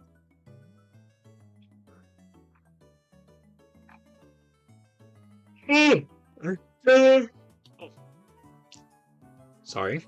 A stillness and a storm. Road trip, our heroes split up and spread out across the globe to prepare for the final strikes against the Vampire Kingdom. Will Green Arrow's mission forces force him to battle one of his oldest friends? What horrors await the birds of prey inside the ruins of Gotham? And does Black Manta's secret mean a watery grave for Supergirl? I don't know, let's find out.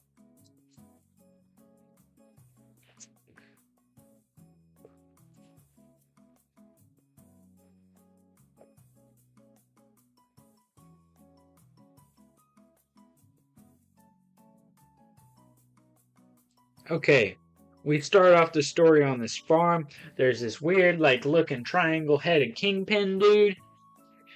He's like, I guess he's like evil or something, and he's like a vampire. And then all of a sudden, he gets shot by an arrow, and then they all die. All the vampires in that farm die. And then we see Green Arrow walking away with a real long beard, and he's like,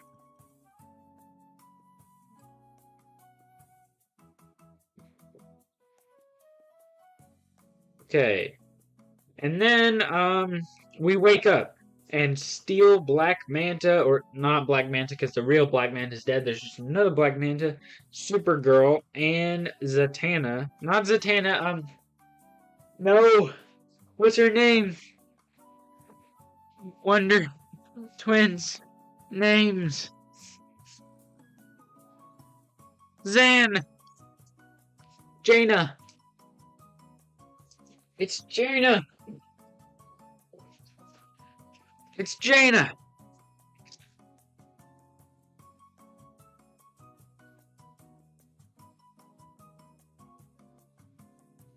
Wake the others. And then they get attacked by the Atlanteans.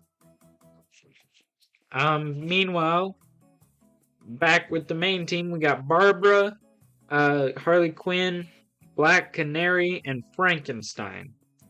And they're all teaming up and they're walking around. Then we cut back to Green Arrow. He starts attacking some of the guards at the at a human outpost. And not a human outpost, but it's a vampire outpost for selling vampires. I mean selling human blood. You know what I mean. Then we have like old Green Arrow, like he's in a bush and he's like, no one can see me in this walking bush. And then we got him climbing up the fence. No, that's not. Why did I think that was him climbing up the fence? That is literally him holding a bow and arrow. Then he sneaks away. He'll be like, I'll be back. And then we cut back to Supergirl, that guy, and Zan. Jaina, not Zan. That's the other Wonder Twin. Does that mean what I think it means? Means Aquaman is here. Aquaman shows up. They freak out. They're like, oh no, face me, you coward. And then she takes off her mask and reveals that she is Mira. Crazy stuff. And then we cut back to a Green Arrow, who is continuing to try to sneak into this human outpost to free these people. And he fights an onslaught of vampires, and then he kills one, a bunch of them. He kills a bunch of them, but you know what I mean.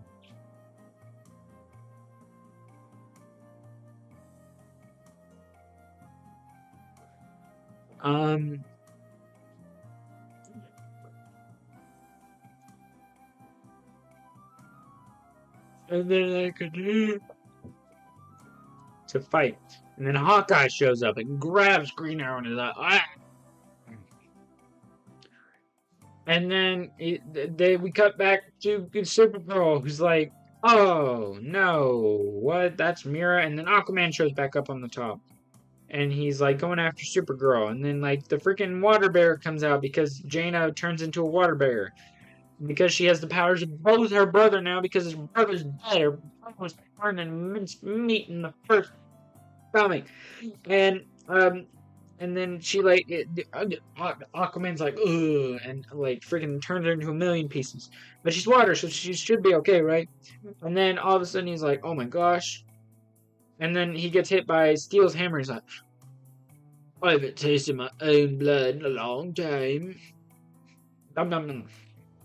And then he's like, oh, you're not doing that again. He grabs his hammer, and then freaking Mira shows up and she's like, woo! And then and then it shows Supergirl. She's drowning. She's falling into the water.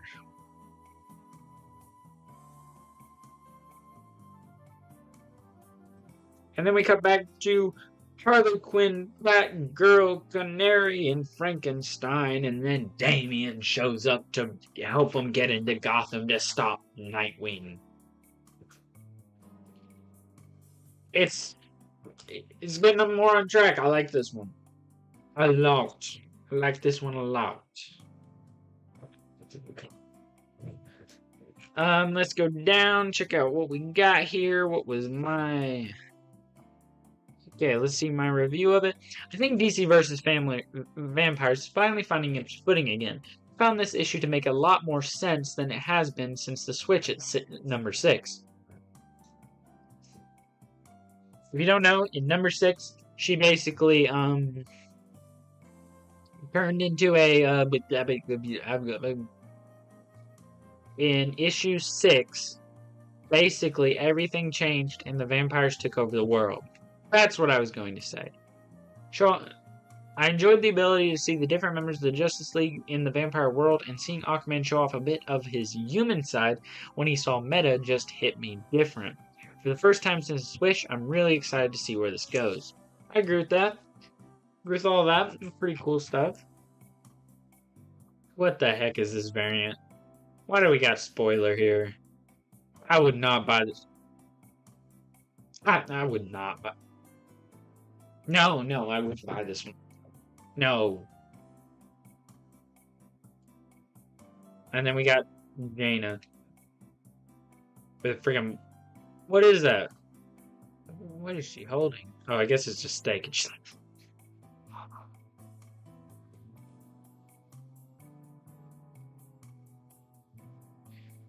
yeah, the original got this one for me. These just don't have enough to do with the story, and this one just looks better.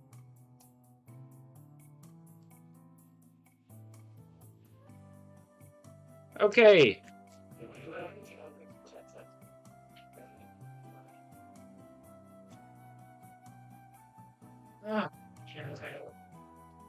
On to the final and greatest issue of the entire episode. Ignore this rating, it deserves to be a 5 because it's Fortnite. That's my dog in the background. The most dangerous person in the Marvel Universe has thrown in with some of the most dangerous people in the Fortnite universe. How are they going to deal with this? But what does Doom really want? And how far will he go to get it? It's Fortnite, my dudes.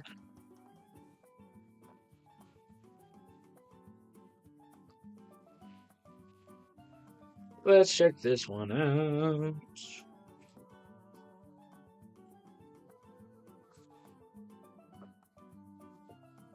We have a very cool looking opening cover.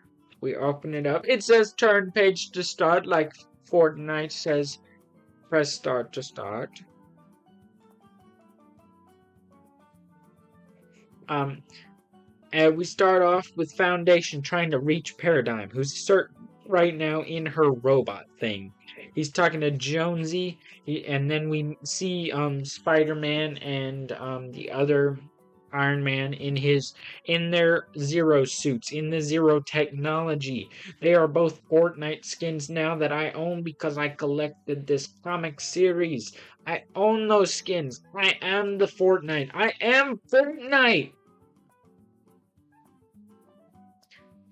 Okay, what'd you arrange for Wolverine? Little hiccup there. He won't stop attacking Imaginary Order bases long enough for us to measure him. Oh, so they can't give Wolverine a suit, but he's wearing an eye patch because his girlfriend gave it to him.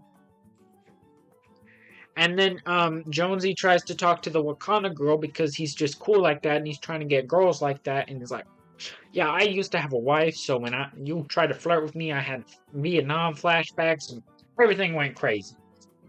And then they begin to fight. The sister, Order, I think. And she's like, I haven't seen my sister this happy in years. And then Fish Stick comes out, a version of him. And no, he's not Fish Stick, he's Triggerfish, and he dies. Why do we have to have a dying Fish Stick?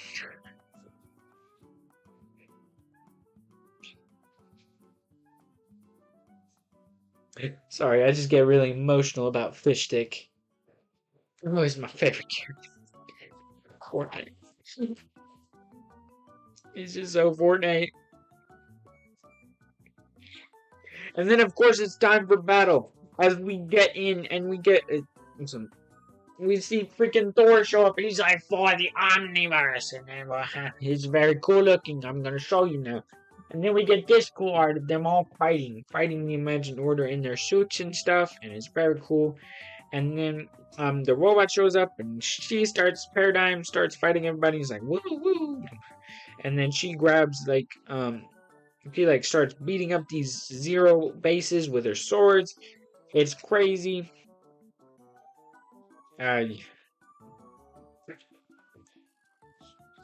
Okay, and then we meet. Oh no, Iron Man is down, and then they all go into the main base, and she's like, "Daddy's home," and oh my goodness, Geno's in there. What's going on? We get to see. Where's my freaking? Oh no, Geno is alive, and he looks like a freaking dork. What did they do to my man Geno? Geno looked so cool in the actual game. But no, they made him have to look like a girl. And then Doom's here and he's like, Doom, stop hiding, you coward. We need those weapons. They can help us turn the tide. Indeed, they could. But what's the point? The velocity of your imagined order is sound. And then Geno's like, whoa! My daughter, I do not want to hurt you. And then they both fall off the side and it's like, no! And Wolverine's Fortnite girlfriend falls into the 0 point and Geno's like, ooh, and then Geno begins to walk out and he's like, no. And then Dr. Sloan's like, I think we won. And then like, no, she didn't, because the whole place gets crushed. And then Geno's like holding his daughter, and they're both being ripped across reality. And he's like, "This is all your fault, but you don't know what's coming. There's something even worse coming. It's even worse, I tell you." And then freaking Jonesy and the Rock are like, they're like that. And then we cut to him. Jonesy sitting off to the side, and he's like, man, I really wanted a Marvel girlfriend. He's like, it's okay. I used to have a Fortnite girlfriend, he said. Or a Fortnite wife, actually. And it was very fun. And he's like, oh, it's okay. Hopefully I can get to know you some. And then he goes to talk to his Wakanda girlfriend, who he's trying to get with. And he's like, maybe I can talk to you sometime. Maybe I can walk across the multiverse and get to know you. And then Wolverine tries to talk to his Fortnite girlfriend's sister, and she's like, don't ever talk to me again. And then they all walk across the Rainbow Bridge, and then freaking Iron Man and the Rock are like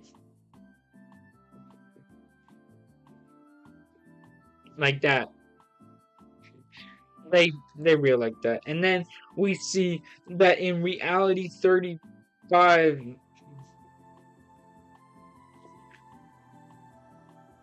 that Geno is coming back. And that's the end. Isn't that crazy? That is the best story I believe I've ever read. It's Fortnite. Who doesn't love Fortnite? But let me read this idiot's review. This series was less of a Marvel story and more of a Fortnite companion with Marvel characters. And of course they had to retcon everything by the end, like Geno dying and the relationship between Imagined and Wolverine, which was probably the funniest and my favorite part of this story. Other than the Imagined and Wolverine being the funnest part of this story, this guy's an idiot. This deserves 5 stars. What is wrong with this dude? This guy's an... Wait, I don't want to throw this. This is very valuable. This is very valuable comic because it's Fortnite! It's Fortnite! It's Fortnite! Such an idiot. Okay, let's look at these covers now, shall we? This one, it's too much going on in one place. Doesn't look that well. This one just... What? It looks like someone spent probably an hour on that. What? Is that Shang-Chi? That's pretty cool looking. I'm not gonna lie. I would look at that one again, maybe. Maybe that one's pretty cool looking, even though Shang-Chi wasn't in it. Why is this here? She wasn't even in this. Wait, her skin came out, so I guess it makes sense. It's a promotional variant. This never even happened. Would have liked to see this. I would have liked to see Jenna look cooler in this one, I guess. This one definitely takes the win. Love that homage. Definitely the best part. Like that homage of him getting his new suit is very cool. I like that one a lot. Would read that whole series again? Yes, I would. Thank you for asking. Huh? Okay, that was messed up for a second. Okay. Let's pick favorite comic and favorite cover. Okay, favorite comic. I think it's definitely going to be from that first week. Or Venom number 10. I think it's definitely between the Batman and Venom number 10, because I had both of those at 5 stars. And honestly, I think I'm going to take Venom number 10 with that one, because that one just saved it for real. Epic conclusion. Epic conclusion to this series. It's not a conclusion, but definitely a turning point that I was really happy for. That's the best comic in my opinion. Not the best cover though. I don't like that cover necessarily the best.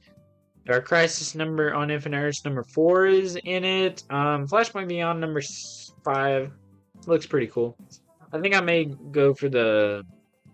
I don't think there's any other. I think it's definitely has to be Dark Crisis on Infinite Earths number 4. Yeah, definitely Dark Crisis on Infinite Earths number 4. So this one won the cover for the month. In my opinion, this is just the best looking one.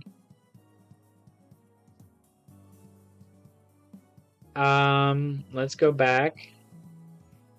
And I will show you the comics you need to read for next month. Make sure you're on top of it, boys. Even though I'm going to read it to y'all anyway. Okay, we got... I didn't need to do that, did I? Yeah, I don't know why I opened it up like that. Wait, I'm opening comics for a couple weeks from now.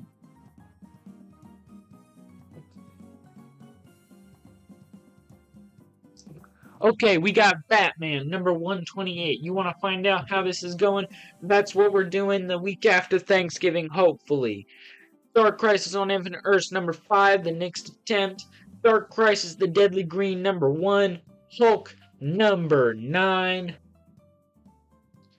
Dark Crisis Worlds Without Justice League, Green Arrow, number 1. Venom, number 11. Carnage, number 7. Dark Crisis Young Justice, number 5. The one that broke me. DC vs. Vampires All Out War, number 4. Dceased, War of the Undead Gods, number 3. The Flash, number 787. Flashpoint Beyond, number 6. The finale. Very awesome cover, by the way. DC vs. Vampires, number 10. And Venom, number 12. Yep, that's all we got for this month. Are you ready for next month? It's all in the description, so you don't have to go to the end of this video every time you want to figure out what you need to read for next month. So get cracking on that. There will be a quiz at the end of the video on everything I talked about in this 2-hour video, so you better be on top of it, and I am going to show y'all a little hint for what my next video is going to be about. Okay, so I'm going to put this up real quick, and go grab the thing real quick. Ow, my freaking hand!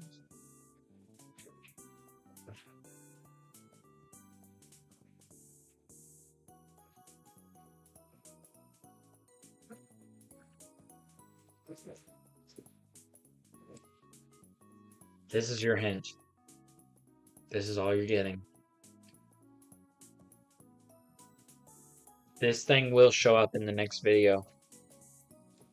It's not important to the next video, but this is your hint. You won't know what I'm talking about, but this is your hint. This is the hint. Like, he's telling you... Wait, he's telling me something. Oh, you want them to like, subscribe, comment, watch all the other videos? Yeah. Like all the community posts? Yeah, yeah. Go check out my Instagram, Comics Geeks, Letterboxd, Facebook, subreddit, Discord. All those things? You think they'll do it? It's hard. You gotta have faith, man. You gotta have faith. Okay, well, me and him are gonna go eat some lunch. Hopefully he doesn't eat